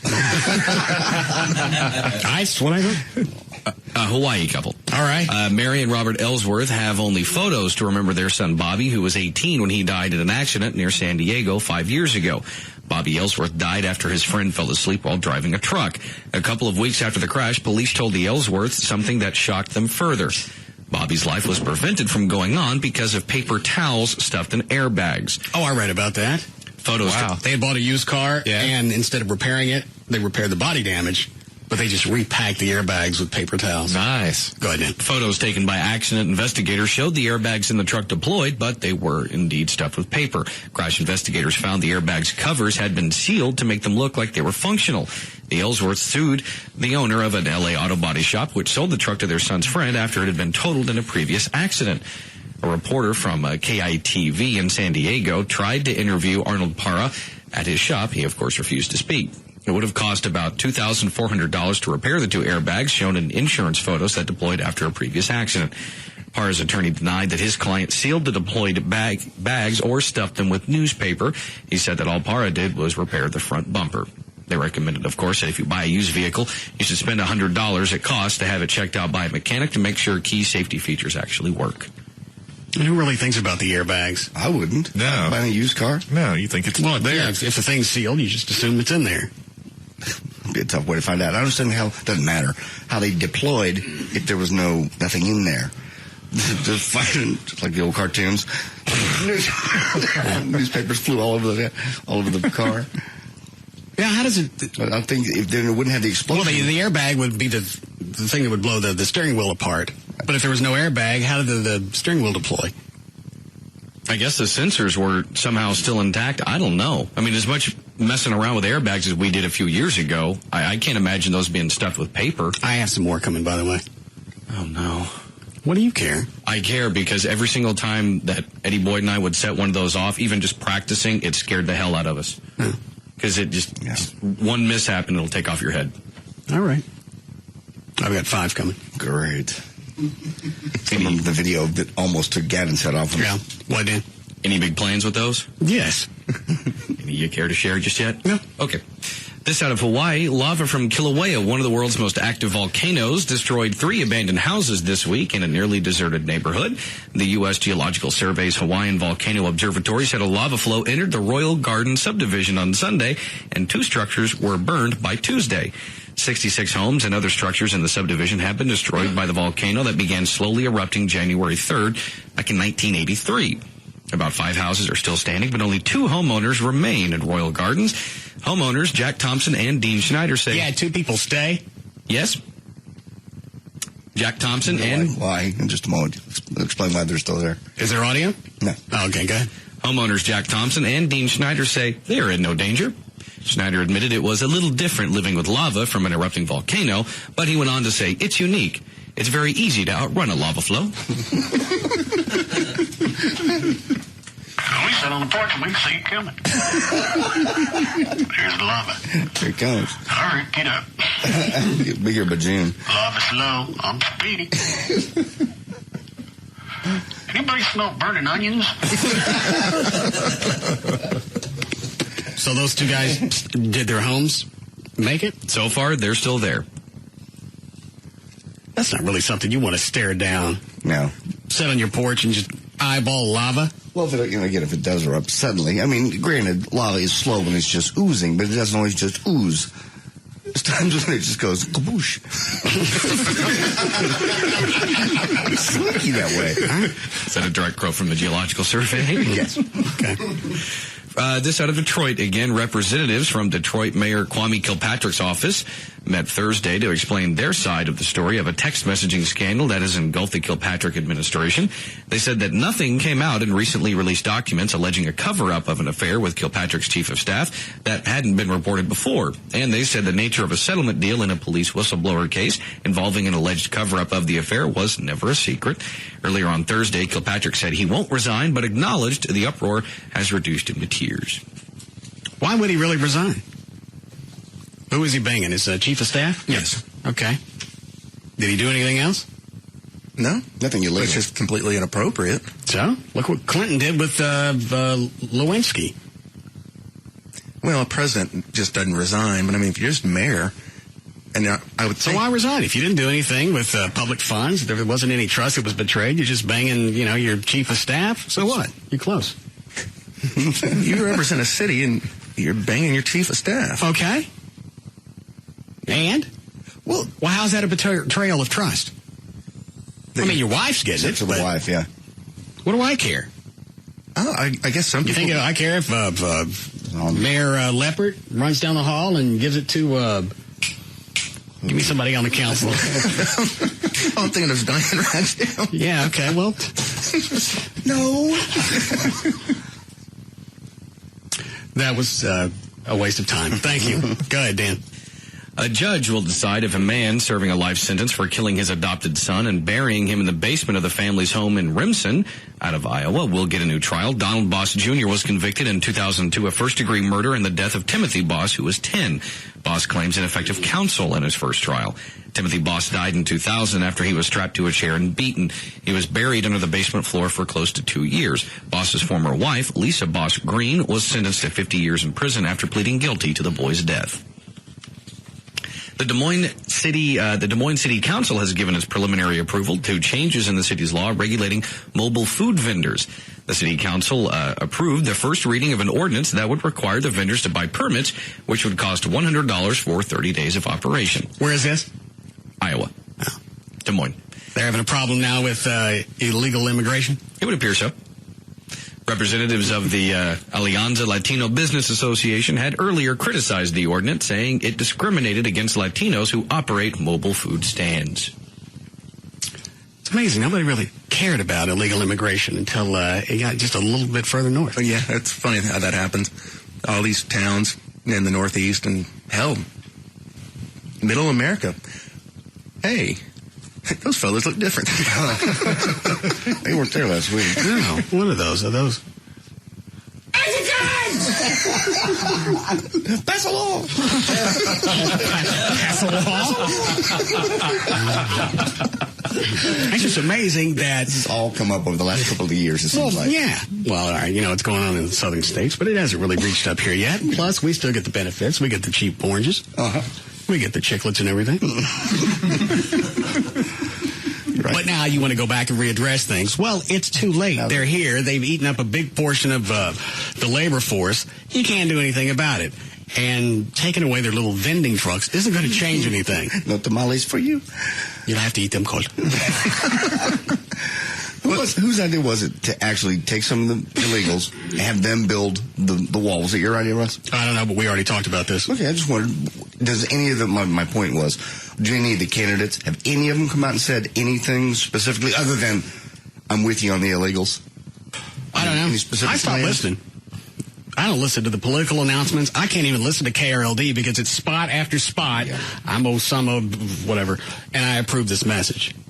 And now they're jumping on, is that his name, Osama? Obama. Obama, whatever. Now they're jumping on him with his Hussein, with his middle name. Oh, if that's really all you got left, you might as well just go ahead and finish up. You're out of tricks. Is it Hillary's campaign? Actually, it's John McCain's. He a talk show host, I want to say it was in Cincinnati. He's very conservative. He decided to just run that, Barack Hussein Obama, when he does this, and caught a lot of fire for it. Yeah, it was Cincinnati. When I first saw that story, for whatever reason, I don't think he would ever do this, but it reminded me of Mark Davis, local talk show host, getting the crowd riled up before McCain came out. And then afterwards, he keeps pushing Hussein. And afterwards, McCain says, I don't even know this guy. I don't know. We've gotten past the name. And Trey brought this up a year or so ago when Obama, what's his name? Barack. Yeah, whatever. When he entered the race, he said, here's his middle name. Sooner or later, somebody's going to jump on this and start riding it. I'm just surprised that as you said, if that's your last trick, put your basket up. Well, and that has the potential to backfire, too, because it's max of racism. What? Oh, there was a guy in the auto parts store. This was Saturday. I went in to pick something up, and they're talking about the election. And he goes, yeah, I think I'm ready to vote for a black guy. Like, there was some revelation. Well, congratulations for you. You've decided that you've let him into the club. It was just the way that he was selling it. Yeah, I guess I'm ready. I guess we could let one in. Plus, they got cameras in the White House, don't they? Look at Joe Biden. Yeah, for God's sake, this is your first clean. So, you want to hear that? Sure. It's cut number 5. This is somebody who knows he's on camera. Uh-huh. Is that the clip? Yes. I mean, you got the first sort of mainstream African American who is articulate and bright and clean and nice looking guy. I mean, that's a storybook, man. Yeah. How's that any different than what the guy said in the auto parts store? Not dramatically different. It was just, first of all, it's pathetic that you even have to get to the point where you would say, we're ready to elect a black president. F difference does it make to me? Not at all. Now, you feel the same way about a woman president? Oh, hell no. Okay, there you go. The colors have no issue. No. The gender is. I agree. We're meant to lead. Yeah. Well, we've had some strong women, not us, but other countries have had some strong women leaders. But past menopause. I know. I don't think we're ready for Hillary ever. Yeah. What are you going to say, Dan? I forgot now. My brain kicked into something else that you'd probably have some sort of election mandate thing saying if to elect a leader, you have to be post-menopause verified by a doctor. Yeah, you got to be this close to being a man, or you're not going to make it. You don't think Hillary's that close? Being a guy? Yeah. She's got to be, I would think, postmenopausal. Yeah, she's in her 50s, isn't she? Yeah. Oh, yeah. Well, she could very well still be in it. I mean, she could be after, but she could still be in the throes of it. No. Regardless of where they are in their life, I don't think we're going to be ready for a female president for a long time. Color, that's of no consequence to me. To you, but to a lot of people it is. Well, I think in this day and age where we're dealing with terrorism in the Middle East, I think it'd be very hard to have a woman leader considering their views on women. See, I actually got into a debate with a friend of mine. Whose views? The Islamic world. Thank you. Yeah. And he was saying you can't have a woman president because the Middle East and Islamic countries aren't going to pay our country the same respect. First of all, I said, you mean as opposed to the great respect they're showing us already? Yeah. And then second of all, it doesn't make any sense because you have President Bush is a man, but he sends Condoleezza Rice on these, missions to the Middle East all the time. They have to deal with her. So That's what's because different? Bush doesn't give a rat's ass. He hasn't cared over the past couple of years. You heard him in the press conference yesterday. You got a reporter that said it's estimated the gas prices are going to hit $4 a gallon. He went, huh? What? Where'd you hear that? He's just being a dick. He knows all of that. His attitude changed the week after the last election. We need a break here? Yes. All right, we'll be back.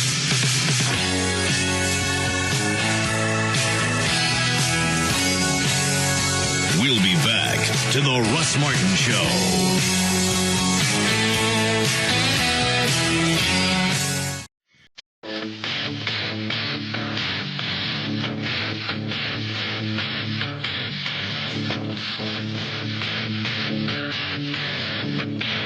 Now, back to the Russ Martin Show.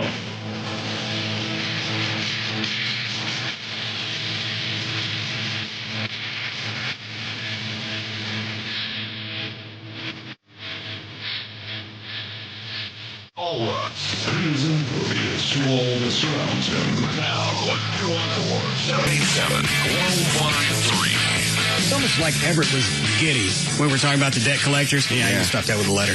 Yeah. Why is that funny to you? Well, because I think it's as it should be. I agree. If somebody owes me money and you can tell me to leave you alone with a letter. I think you should be able to write someone to whom you don't owe money a letter that causes them to stop harassing you. But the only reason it's gone to a third party is because you wouldn't pay the other one. Even if that's true, I don't think it's right. All that right, they should be able to call your why would that grandmother. not be true? Well, here's the thing. You don't have like say I owe money to Sears. They don't immediately turn it over to a collection agency. They give me a few shots before they bail on it. Well, but here's the problem. You don't legally... I morally owe somebody something, and I don't want to pay for it. And for you, it seems to be funny that you can stop it with a letter. And that was the only part that irritated me. Well, that's where I guess we differ. But I think you What's should the difference? You owe somebody well, you won't something. let me answer. You owe somebody something. Why is it you think it's funny that you could just erase that with a letter? I didn't say you... What are you smiling at, John? Well, because you're twisting the whole thing around. No, That's not what I said. He's smiling at John. Just makes... I did hear that in his voice, too. Just the whole, slap over the letter. Yeah, that's exactly what it was. It doesn't end the debt. It doesn't end the debt. No, it doesn't end the debt. It ends the harassment. It really almost stops the process because after a while, they give up. That's not true. If they want, they can pursue any legal remedy they would otherwise have. They're just not bothering in reality, do you hear me talking? You're not bothering your grandmother. If she owes the money, then she's going to eat it too. Well, see, I don't think that's right, and that's where we disagree. Why not? Because Meemaw didn't have anything to do with it. You don't know that. Well, I can only presume that she well, if she was in on it, that's certainly a different matter. Laughing at? No Russ Martin bar, no Russ Martin car repair place. You're getting a different collection center of your own.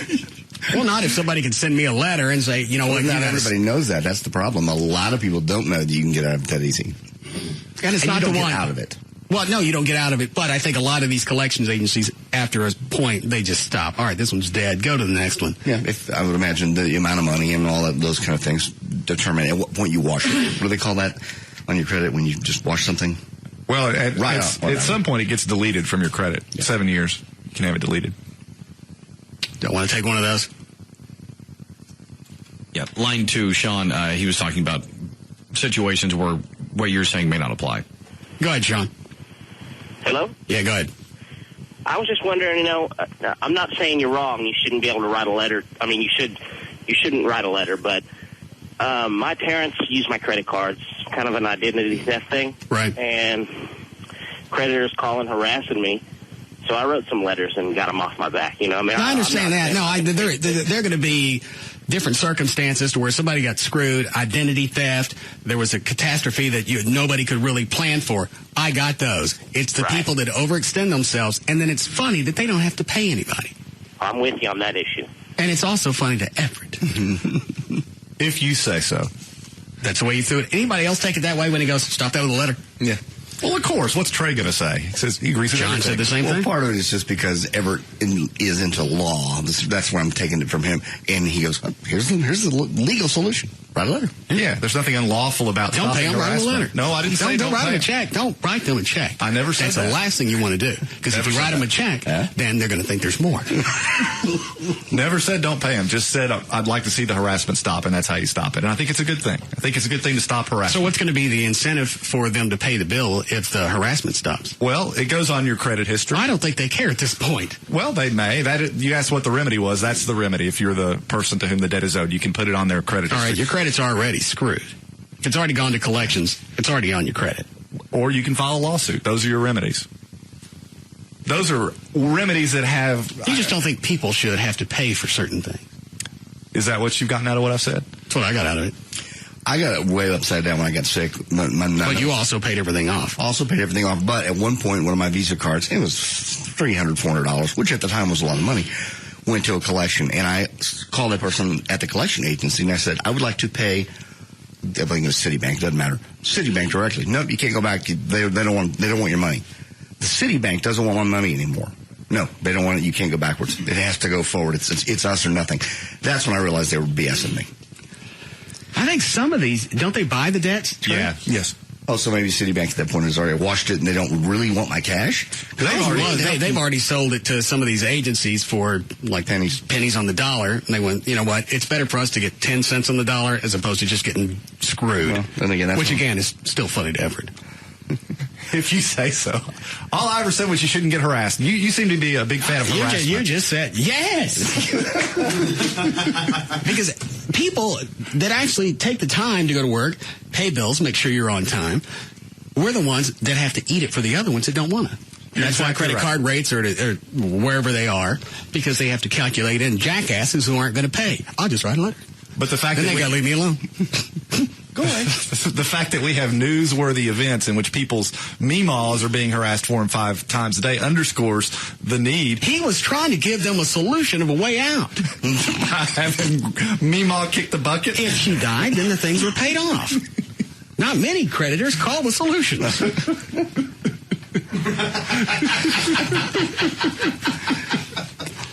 Almost like a friend. Yeah. Any of those, Dan? 7? Yes, Donald. Yes. Would you please shut up long enough for Everett to say what he's got to say? No, I've already heard what Everett's got to say. Well, I haven't. So well, you know what? Then you missed it. Everett wants you to write a letter, so you don't have to deal with creditors. You don't have to deal with people that you owe money, a bill that's come due. Don't have to be harassed. You should have paid the bill to start with. Doesn't mean you should be harassed. Well, how should you be addressed? Well, I'm not going to pay you. I'm going to ignore your letters. I'm going to ignore the phone calls. I'm going to ignore everything that comes from the company. At what point do I get to scream at you? Well, certainly when they're bothering Meemaw over your debt. I think absolutely that's over the line. And I think most people would agree with that. Most people that don't want to pay for anything. Well, if you owe money, well, I'm not going to ask you that. If you owe money, JD, do you think, should your grandmother be brought into the deal? Is that her fault? Yes. Okay. Well, then I guess I'm wrong. Because she was in on it. Well, yeah. I forgot it was JD's grandmother. Who farted? You probably. Was it? Yeah, I'm going to ask. I'm still in touch with myself. Chloe? No. You've been notorious for that all day. No, I'm not. Chuck? I'm safe. All right, go ahead, Dan.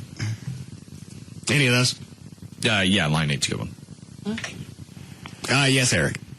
Yeah, I got a question as far as can a creditor call or sue you if you are willing to make a payment? And I had it all worked out with this one company that I found out after I got divorced that I was willing to make payments. They said, no, it's way too long. And what ended up happening is that I kept trying to work with them back and forth. And the lady kept saying, you paid all now or we're suing you. I said, well, I can't do it. You have to sue me. Well, I continued to call them, and I got a hold of somebody else, and I had it all worked out with this one guy where we're going to do payments. He's all cool. Everything's great. I was more than willing to pay it. Hung up with him. She called me back and says, no, you pay it all now or we're suing you. All in the same company? All in the same company. Well, how did she explain the fact that you just worked out a payment plan with somebody else?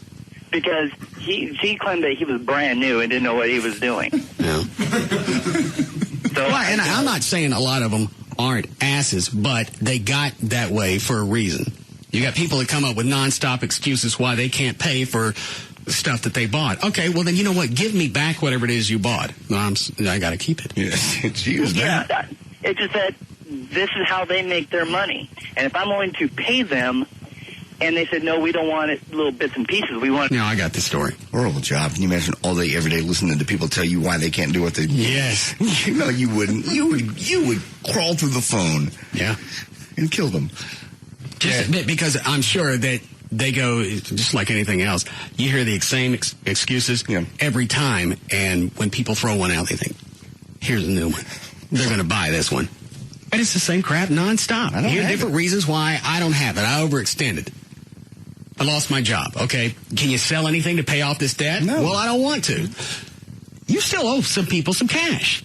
I'll get around to paying it. We like it now. Well, I don't have it. We owe people money. That's the other thing that's irritating, because I had to sue somebody once, owed me money, and I couldn't pay somebody else because I didn't have the cash. They said, well, there's nothing we can do about it. I sued them. They didn't show up to small claims court. I got a judgment. Sheriff's department went out to start yanking equipment out. All of a sudden, they got the cash. Funny how that works. Yeah, they called me and they said, we owe you some money, right? Yeah. Why are you calling now? Well, the sheriff's department's out here to start yanking equipment out. How much is it we owe you? Well, I'll get back to you. Turn the game on them. Yeah, let them sit on it for a while. While the sheriff stands at the front door. So that's the biggest thing that irritates me. Yeah, it does trickle down. Big people think big companies, Visa, MasterCard, they got it.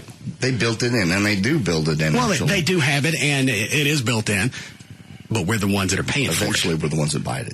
So the attitude of, well, you just write them a letter. To stop the harassment, not to negate the bill. If you stop the harassment, the bill's not going to get paid. Well, that's the way that we work. You don't stay on somebody's ass, they're not going to do it. That's why you have collection agencies. I still think it's harassing, especially when you're talking about going after Meemaw when she wasn't. Get off Meemaw. Well, I won't till they do. She was still in it. Go ahead, Dan. Well, this out of Denver, a woman was sentenced Thursday to 40 years in prison for dumping her baby in the trash shortly after giving birth. In 2004, Erin Pendleton, who was 31, delivered a full-term baby boy in the bathroom stall of a North Cherry Creek sports bar. The Denver coroner said the infant was born alive but had died of asphyxiation. Pendleton pleaded guilty to child abuse resulting in death on January 18th of 2008. Denver Judge Ann Mansfield acknowledged Pendleton's history of mental illness and called the entire case tragic. Prosecutors called Pendleton a selfish, self-centered person who put her desires ahead of anyone else. Pendleton had been at the bar the previous night and had given birth in a bathroom stall. The body of the newborn was later named Isaiah, and found in the women's restroom of Legends Bar and Grill by a janitor. This is disturbing. Okay, she got 40 years, I believe. Okay, hold on a second. Jeremy, the one on 6? Yeah. Hey guys. Yes, Jeremy. Just a question for Russ. Yes. How would you feel, given the situation, how would you feel if your girlfriend or fiance or whatever her status is, what if she ran up all this debt and they started, creditors started harassing you over the debt? Then I'd pay off the debt and I'd take it out on her. But I mean, you would. I would be my own collector. I would be my own in-house collector. But would you feel comfortable with somebody harassing you about her debt? Oh, I'd enjoy it. I'd have that extra phone lines put into the house. Somebody called up and harassed you? You wouldn't like that. They're harassing me? Yeah. About somebody else? Yeah. Yes. Do you think it's fair? I don't care. I pay off the debt, whatever she owes, and I take it out on her. Okay. So, but I'd also look forward to the phone calls. First of all, they can't do anything to me. I don't know the debt. They can't do anything to my credit. No. But again, I guess it breaks down to the fact that a lot of people don't know that, and you're depressed, and you're on the verge, and people have actually killed themselves over debt and collectors. Okay. Well, I mean, okay, that's you put yourself in that position. Unless something happened and I'm taking that out, the disasters, I'm taking those out of the equation because everybody wants to call up with, well, what if this happened? Yeah. Okay. There are certain things you can't plan for. It's the people that just buy, and they buy because they want to have, and then they can't afford it. Those are the ones that I don't care what happens to you. I don't care what state of funk that you drop into because you couldn't pay these bills. You bought the stuff. You were happy when you had it. Yeah. You were happy when nobody bothered you. Now it's time to be unhappy. Welcome to the Russ Martin Collection Agency. Yeah. Time to be unhappy. That's a good bumper sticker. Good, man. Superior, Colorado resident Raj Sharma said solicitors come knocking and ringing at least once a week. Monday night, the town trustees and Superior voted unanimously to pass an ordinance banning unwanted solicitations in the one place you hope to get away from sales, your home. The law prohibits face-to-face salespeople from coming to your door if you're on, essentially, the do not knock list. Solicitors... Now, that's just if you're trying to sell something. Yes, because exemptions were made for religious, civic, or charitable groups, such as the Girl Scouts. Okay, so as long as I don't want any money, I'm okay. You're fine. As long as you're not trying to sell anything to anyone, knock away. All right. Whatever you do after that is entirely up to you. I just don't want to get in trouble. Nope. No. Good. A man is facing a murder charge after authorities say he shot and killed a motorcyclist who followed his daughter's home from a department store. Richard Harold Gear claimed he was acting in self-defense when he shot Brian. The guy didn't even come up onto his property. There's a guy on a motorcycle going up and down the street. Well, followed his daughter's home. Okay. They were scared. Now, granted, should he have killed him? Probably not. But fire a warning shot? Somebody follows my kids home and they're scared to death? You're going to shoot at them on the street, but you won't shoot them in your house. I will shoot. I didn't say kill them. You just fire off a warning shot. Yes. You would not fire off a warning shot. Not a guy. Is that illegal? Don't try and play that one. If you won't shoot somebody in your house right off, you're not going to shoot a motorcyclist going up and down the street because they followed your kids home. Again, it goes back down to me being in danger versus my children. So that was what his defense. Did he say the motorcyclist came at him? Because that's really the only defense that you could come up with. Well, he claimed he was acting in self-defense when he shot Brian Joseph Moe around 6:45 p.m. Monday as he drove his motorcycle past his house. The daughters, ages 17 and 19, had called their father on a cell phone to tell him they were being followed. As they arrived home, Gear was waiting at the end of his driveway with a pistol. Moe, who, of course, was shot, drove past the house, turned around, and made another pass. Gear fired his .40 caliber semi-automatic gun 2 or 3 times, hitting him once in the back. He was taken to Athens Regional Hospital, where he was declared dead. This guy's screwed. Gear called 911 after the shooting, as did neighbors, and sheriff's deputies arrested him on a murder charge. Gear's daughters and Moe apparently left the parking lot of a Target in nearby Athens around the same time Monday evening. Tempers flared as the drivers headed west toward Bogart. The daughters told investigators that the man cut them off. They made obscene gestures at him, and then Moe ran into their car at some point and then followed them home. No, you're still screwed. Well, sure. He isn't, especially, I didn't hear that part about getting shot in the back. You got shot in the back. The guy was going away from you. Well, you could go back and argue by ramming their car earlier, that's what happened, right? Yep. Okay. That was an offensive move. Okay, but that was earlier. I like baseball when you're at the plate. Oh, no. Oh, God. Please. Anyway, my point is, he could have used that. Maybe had he seen it, he rammed him, and so I took a shot at him to stop that. But that happened long before they got to the house, That's right? the problem. The timing is... Yeah, immediate threat's gone. Okay, good. Well, Prince Harry, third in line to the British throne, wanted to go to Iraq when he enlisted in the British military, but the powers that be declined to send him there. They figured he would just be a target for the enemy, but it turns out they had secretly sent him to Afghanistan. Harry was actually on the front lines fighting the Taliban. And you got all the news services that agreed, we're not going to say where Harry is. And you got the guy that runs the, Drudge Report online, decides he's going to rat him out. Yeah, and it's been months that he's been out. Since December. How do you keep that quiet? I mean, I don't care who you are. Media loves stuff like that. That's amazing. CNN admitted, we knew this, and we were asked not to divulge it, so we didn't. It's the royal family. I mean, they still have a lot of power. And I don't care where he is. I don't care what happens to the family. Well, I just thought it was breaking news yesterday. You know that Harry's in Afghanistan? Yes.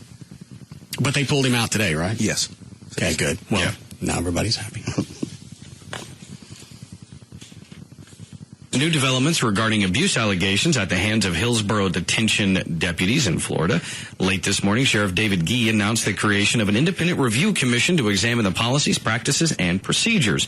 The announcement comes as a result of Tampa Bay's broadcasting several videos showing questionable action by detention detainees. It's humiliating to treat someone this way. That's how paraplegic Benjamin Rayburn's mother, Vivian, describes this latest wheelchair dumping at the Orient Road Jail. In this incident from October of 2006, 4 deputies dumped Rayburn onto the floor. They let him lie there, took away his wheelchair, and then did nothing as he tried to get up and fell back down onto the floor. What? Laughing at Did you see the video? Yeah. They show him locked up in the detention area trying to get up. Pushes himself up against the glass, tries to get up. Whoa, what was he in jail for? Actually, I don't know. I don't think it says here. I'll read the entire story. Maybe it'll pop on you. Hillsborough Chief Deputy Joe DeCobo says in this particular case, the circumstances that resulted in this gentleman being taken to the ground were absolutely warranted by deputies. DeCobo, who was contrite after discovered the first wheelchair dumping incident with Brian Sterner, said at the time it was an aberration and not the way they did business. When asked if the sheriff's office should have shared that another person was taken to the ground, DeCobo says they weren't aware of it at the time. Critics say top brass should have been aware this time because unlike the Sterner case, there was an incident report filed about this wheelchair dumping. It says Rayburn, who wanted to go to the infirmary because extremely agitated as he was told, he would have had to stay in his cell. The report says he screamed profanities, made a swiping motion with an unknown object, and then threw it at a deputy. DeCobo says this is a case where deputies deliberately took him to the ground for just cause. He presented an immediate danger to the deputies. Hold on. What's the face, Trey? Just cause. He's a paraplegic. He's in jail for a reason. But you don't need 4 deputies to, quote unquote, take him to the ground. Well, he's a paraplegic, so he obviously has use of his arms. You don't know what he's going to be able to do. And again, you overpower them so you don't hurt them. And then you jump out of their chair. In this case, they... And at that point, the situation has now been diffused. I'm out. Well, that's why when they go after somebody in a cell that won't come out, they send in 10, 15 different guards. Storm the room and get control. So nobody gets hurt. Well, that's probably why they had 4. When you say 4 deputies, it sounds like they walked in there and pummeled him. 4 guys to make sure he went to the ground comfortably. He's in a wheelchair. Okay.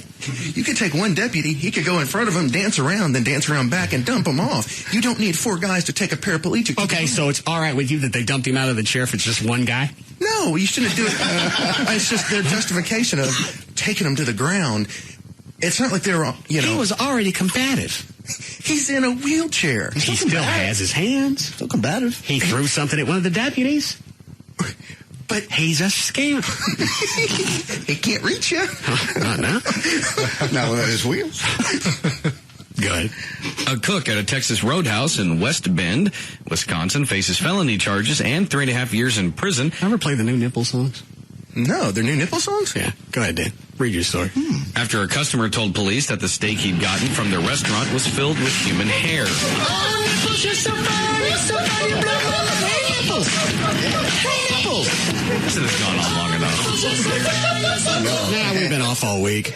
Yeah, it's I had just about played out the whole Dan nipple saga. And then, for 4 or 5 days, I've become refreshed. You missed it. You blow my mind, hey, nipples. Hey, nipples. Oh, gonna read the news, man. Okay. Prosecutors said the chef was taking revenge against the customer who complained his steak was overcooked when he got the steak out. Don't do that.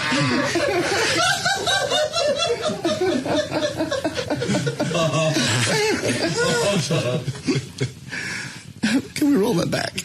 Yeah, I'm just trying to get Dan to do the news. Okay. When he got the steak out of the to-go container, he noticed something that appeared to be hairs sticking out of the center of the steak. When confronted, investigators said 24-year-old Ryan Kropp confessed and said he was mad because he figured the customer was just trying to get free stuff. A co-worker of Kropp told police that Kropp said it was his own hair in the steak. Nip it good. Might as well face it, I'm addicted to nips. Might as well face it, I'm addicted to nips. Might as well face it, I'm addicted to nips. Might as well face it, I'm addicted to nips.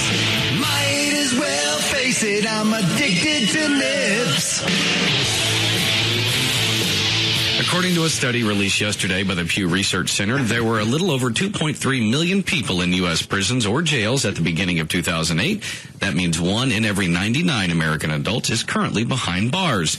To put this in perspective, China, which has 1 billion more people than the U.S., has 800,000 fewer people in prison than we do.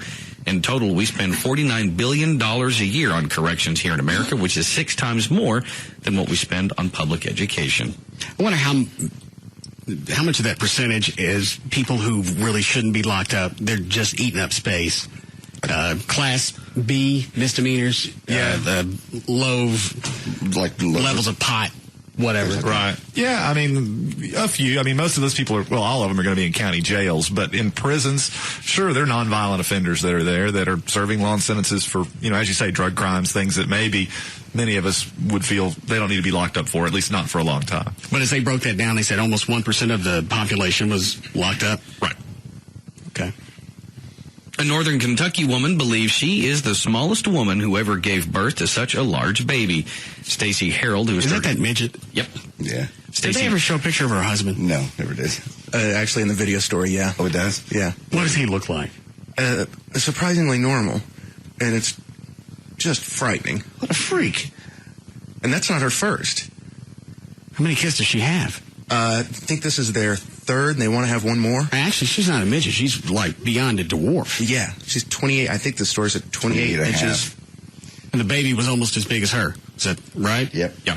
Go ahead. Stacey Harold, who's 33, gave birth 5 weeks ago to an 18-inch daughter who is not much smaller than she is. She says, I'm 28 and a half inches, head to heel. She was born with osteogenesis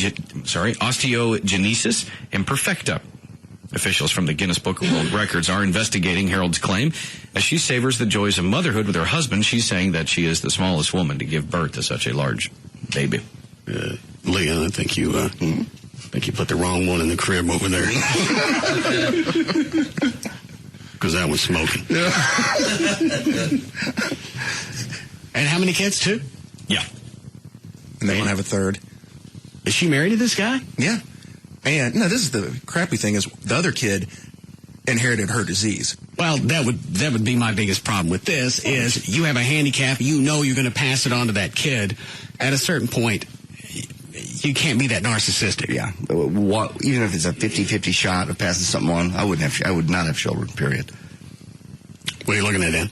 No, I was just reading her description of herself. Oh, go ahead. While she was pregnant. Pregnancy swelled Harold's belly to comically large proportions, she said. Oh, yeah. She went on to say, if I lay down, I look like a snail. Well, she's 28 inches and the baby was 18, yeah. I looked like an Idaho potato with arms and legs. You couldn't see my feet. My legs are there, but my belly came out so long that all you could see was a belly with toes. Okay. A new study by the University of Michigan. Why is a guy screwing that?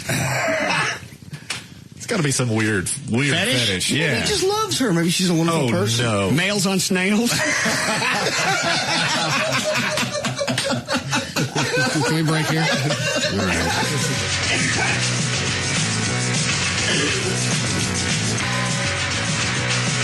We'll be back to the Russ Martin Show.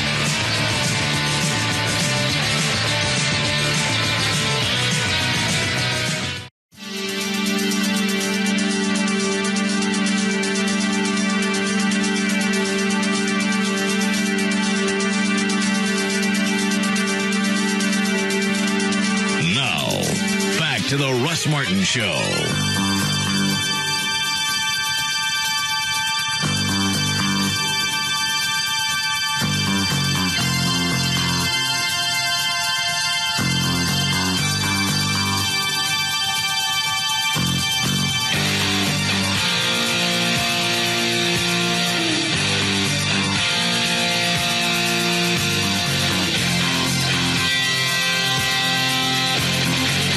Like he had reached a moment of clarity.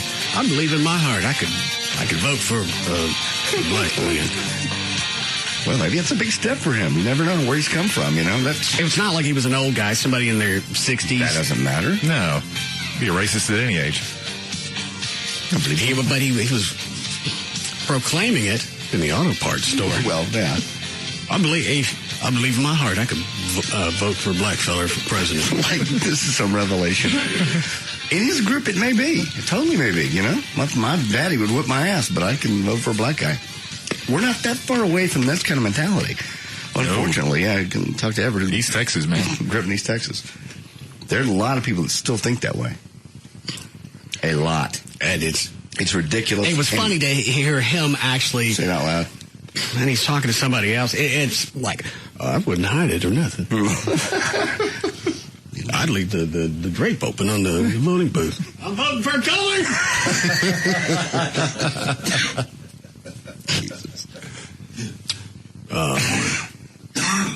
Excuse me. You know what? We can go home early. I think my fever's coming back. I just took my last dose of medicine, so if you want to. We have anything else? We only got like 15 minutes. There's a rock and roll Jeopardy. Some things about kids and misbehaving. And those are emails. Hold on. What's line 3? Hold on. What's line 3 then? It goes back to the debt collection stuff. All right. Go ahead, Darren. Yeah, listen, just hear me out here. I've helped a lot of people with the creditors calling different, harassing people. Why does he want me to hear him out? I can shorten it down. He says, especially with credit card debt, you sign that thing when you get the credit card. It's a binding contract between you and the credit card company. If you come in default, the third-party collector picks it up. He tells them, well, you and I'd be happy to pay you, but you and I don't have a signed contract. So I technically don't owe you anything because I never told you I'd be paying you something. Got it. What does that mean to me? He was just saying that that's your way out of it. And I didn't know. Your way out of what? You still owe somebody cash for something. Well, and I think that's what he was saying is that I can give it to the credit card company, but I'm not giving it to you, this outside third party, because my contract or my original contract was not with you. Well, not everybody said all these debts are going to be credit card related. No. They're right? Well, yeah, and you can assign debts. I mean, the credit card company can sell the debt, as we've talked about, to another party. But you do have the right, as the debtor, to request documentation to that effect. So that... Okay, once you do that, and you can see that it's been documented that the debt's been passed on from the credit card company or whomever to this collection agency, then you have to deal with them. Well, that's when you write a letter to the credit reporting agency. What do you write? What do you write to the credit reporting agencies? Well, you have a right to challenge any entry on your credit report. Do you pay for anything? Does it not bother you that people do this and they're just looking for loopholes? I'm going to go buy all this crap. I'm not going to pay for it. I'll declare bankruptcy and I'll just be done with it. I pay for stuff. You don't seem like you want anybody else to. No, I just don't want people to be harassed. I don't want Meemaw to get it. Get off the old lady. Well, they're calling her. Even though it's not her debt. I know she's involved in conspiracy. You don't even know if it was her debt or not. I wasn't even paying attention to the story. They were just calling her. Well, that's what if I understood the story correctly, they were calling someone's Meemaw who was unrelated to the debt other than the fact that her grandson owed somebody money, allegedly. That's not what I got out of the story. Oh, okay. I could be wrong. I could be as well. But still, if I had a collection agency, I'm calling everybody until I get my cash. You can send me all the letters you want. I sent you a letter. You got to stop. Yeah, okay. You can't call me anymore. All right, fine. Well, you can't. All right. Well, don't call her anymore. All right, then. I sent the letter. I didn't get it. Did you send it certified? No. I didn't get it. Unless you sent it certified, I didn't get it. So if I send it certified, you'll... So let me ask you something. What? What are you doing? Quit calling here. Hello, you any cash? You got it? No, still don't have it. Okay. Leave me alone. I sent you a letter. I'm on the porch. Oh, that would be bad. Yeah. All right, I can't call you anymore. Fine. No, the letter said don't call. Yeah, I'm not calling anymore. You ever see Scream?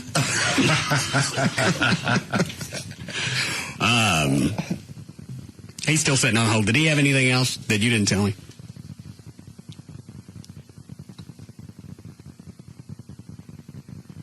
Dan. He says that you misrepresented what you were saying, or I did, either one. All right. Finish it up, Darren, and don't tell me hear you out. Just make it short. Okay. I didn't say that you didn't owe the people money. I said you tell them. You never tell them you don't owe them money. You always tell them I will pay you any money that I owe you. Just show me a contract that I owe you money. Hell, I could call your house and say, hey, Russ, you owe me money. Who the hell am I? Well, Ever just said that. You request the documentation, and once you see that it's valid, then you pay them. Yeah, you can sell debts to other people and still owe the money. We just sign a car with somebody. We just discussed that. We just talked about this. We just covered. Did you hear me? We just covered that. You got it? Guys are idiots. No, you are. I bet you hang up, pussy. Shriveled up pussy. He's still trying to cover exactly what we talked about. Yes.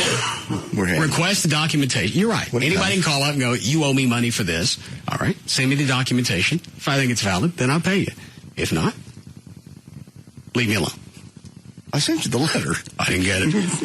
Must be with my jury summons. Yeah. I get a bunch of stuff that don't come certified, so I just pretend I don't get it. All right. You guys want to do the Rock and Roll Jeopardy, or you want to go? Rock and Roll Jeopardy is always fun. What's the category, Club? Very, very eclectic. Take the painter's mask back off. You said that your fever was coming back.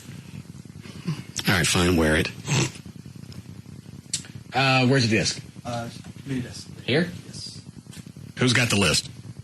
Dan. Dan? Yes, I have one. All right. What are we playing for? We will be playing for a pair of tickets to see George Thorogood March the 9th at the House of Blues, dinner at the Blue Goose, limo ride from Limo George, various DVDs, and movie passes to the latest Live 105.3 premieres. Okay. All right. Trey, try your buzzer. John, try yours. Everett.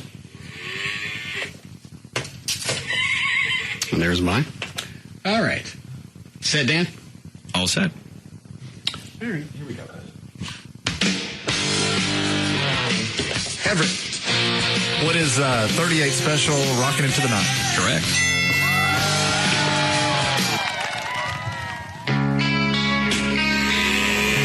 Everett. What is Skid Row 18 and Life? Yes.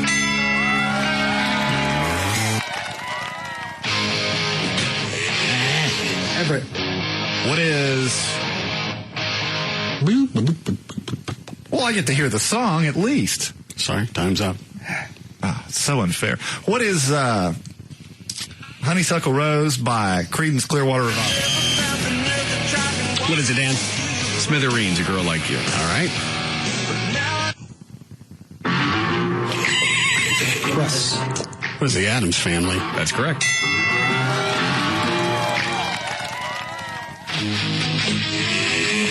Everett. What is Van Halen Ain't Talking About Love? Correct.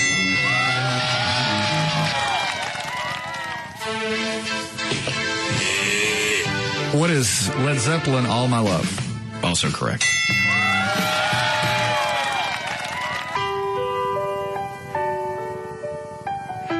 Don't everybody look at me. Maybe It's Willie Nelson. love you. And, I'm out. What is Willie Nelson always on my mind?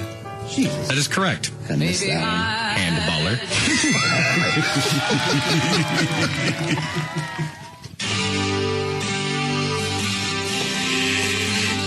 What is Boston Amanda? Yes.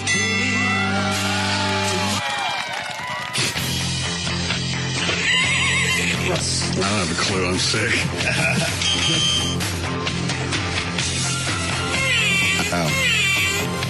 What is Neil Diamond America? Yes, close enough. Oh, he gets a Neil Diamond song. He doesn't tag. What is the Guess Who American Woman? Correct.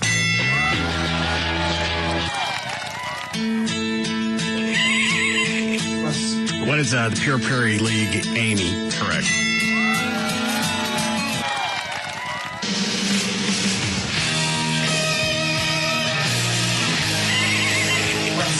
What is Aerosmith, Angel? Yeah.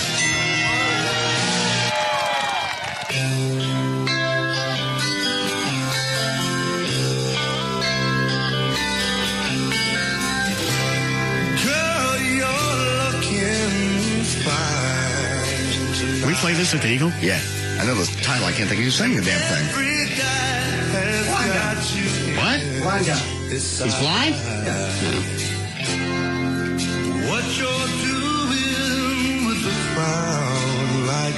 I got the title. What's the name of the song? Angel Eyes? No. What is Jeff Healey, Angel Eyes? That is correct. Homo hopper. Thank you. Ever leads. This guy, Another Saturday Night by Cat Stevens. Yes.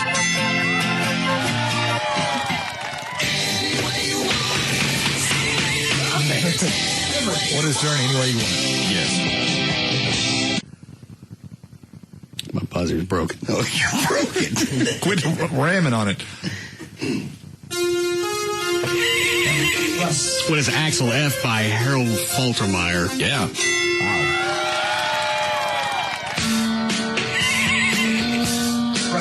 Wow. What is Eddie Money, Baby Hold On? Correct. Somebody said they saw Eddie at Glass Cactus, wherever. Yeah. Played there. Yeah. They only stayed for a few songs because he looked toasted. Did he really? Yeah. I say it. He's coming out with a country album, I heard. Whole album? Whole album. Yeah.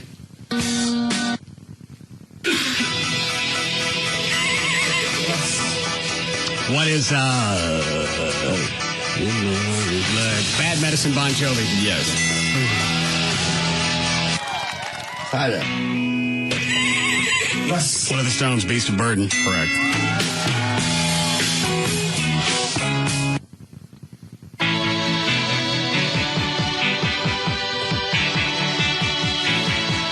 Look at me. I don't know what this is. What is U2, Beautiful Day? Correct. He doesn't get a slam. U2's good. Okay.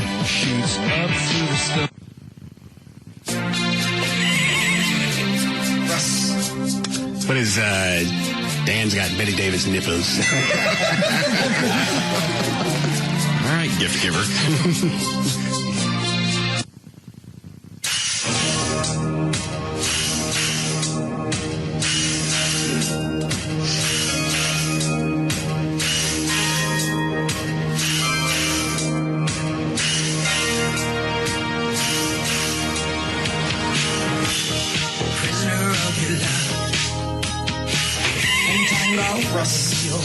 What is a Prisoner of Your Love, Tina Turner?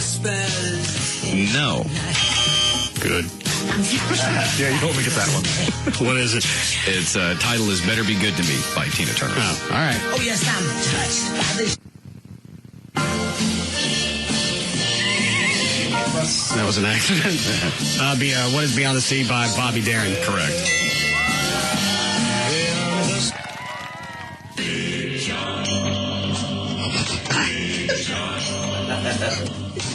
Every morning at the mine, you could see him arrive. He stood 6 What foot is Jimmy 6 Dean weight, 245, and Big John? broad at the shoulder. Correct. Big Bad John. Big-headed John. Big-headed John. I knew you were going there.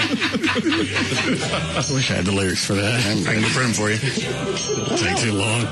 Big-headed John. Couldn't make it today with that. Nice of you, though. I just remember the lyrics. Even if Trey got the lyrics, I don't have the music. So. Unless you have that as well, Trey. I do not have that. Nah, that's too bad. All right. That's too bad. I like that song. It is a good song. I thought the music was in the 360. I don't think it is. Here's the next one. What is Black Magic Woman by Santana? Correct.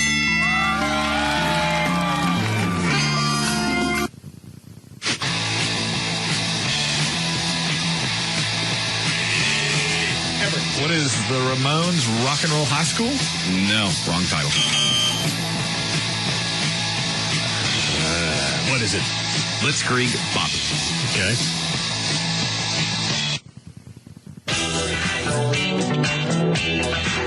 I forget who does this.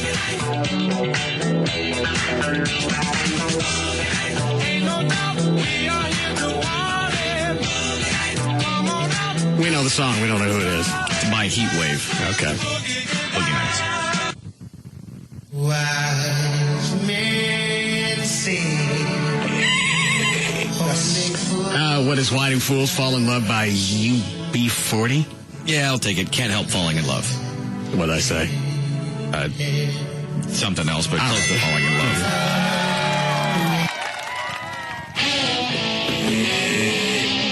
What is Cat Scratch Fever by Ted Nugent? Correct.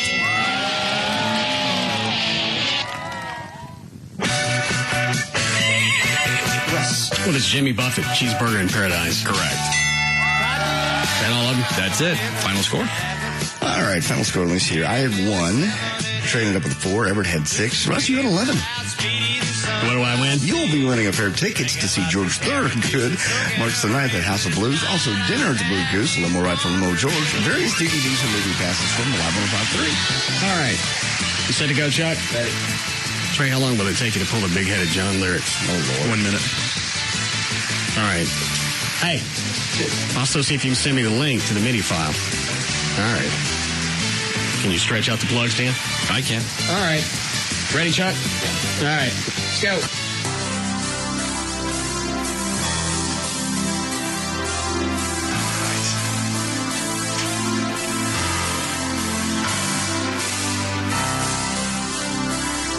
For more information about The Russ Martin Show, including pictures, videos, and more, go to russmartin.com. To answer any question you may ever have about the show, just go to russmartin.info. To instant email the show and only during the show, just send that to studio@russmartin.com. Other show websites, johndavidryan.com, danandtassos.com, djclo.com, treytrenholm.com, and for Chuck on the keyboards, as well as the RMS band manager, chuckwheat.com. To reach Everett Newton, the rock and roll attorney, you can call him at his office at 214-823-LAWS or his website, dallasattorney.com. The official caterer of the Russ Martin Show is Sugar Babies Barbecue. Their website, sugarbabiesbbq.com. The official limo service of the Russ Martin Show is provided by Limo George. For contact information, go to his website, limogeorge.com. Russ gets his guitars and band equipment for the RMS Band from Guitar Center. Their website, guitarcenter.com. The official liquor store of the Russ Martin Show is Majestic Fine Wine and Spirits. Their website, majesticliquors.com. The official photographer of the Russ Martin Show is Jim March. His website, jimmarch.com. And the official site for Live 105.3 is live1053.com. So you bringing the lyric? Can I plug my appearances for this weekend? Sure, go ahead. I'm going to be out at Dick's Last Resort tonight from 8 until 10. It's a Russ Martin Show white trash party ticket hit. And tomorrow night, I'll be at Sports City Cafe in Mesquite from 8 to 10. Okay. Ready? Oh, yeah.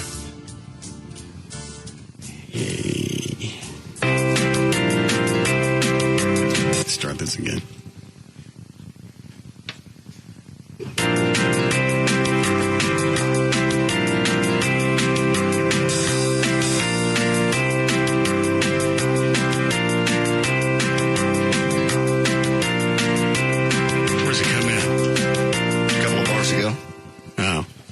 You're going to have to point at me. All right, I'll try. Thanks for the help. I thought you know what you're doing. Well, I haven't done this in a couple of years. Oh, more than that.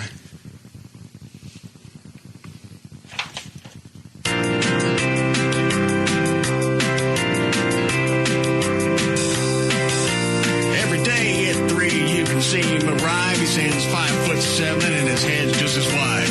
Kind of narrow at the shoulder and a head like a steeple. Got lots more face for 2 more people. That's John. John.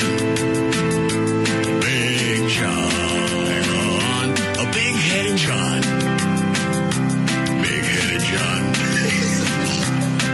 Well, nobody really knows how he gets it home. 6'1" size of his cone. His gravitational force is still being felt when he spins it around. The polar caps melt.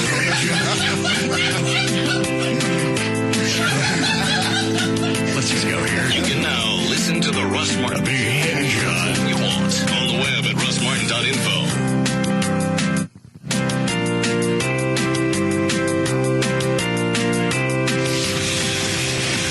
The Russ Martin Show rocks the Metroplex.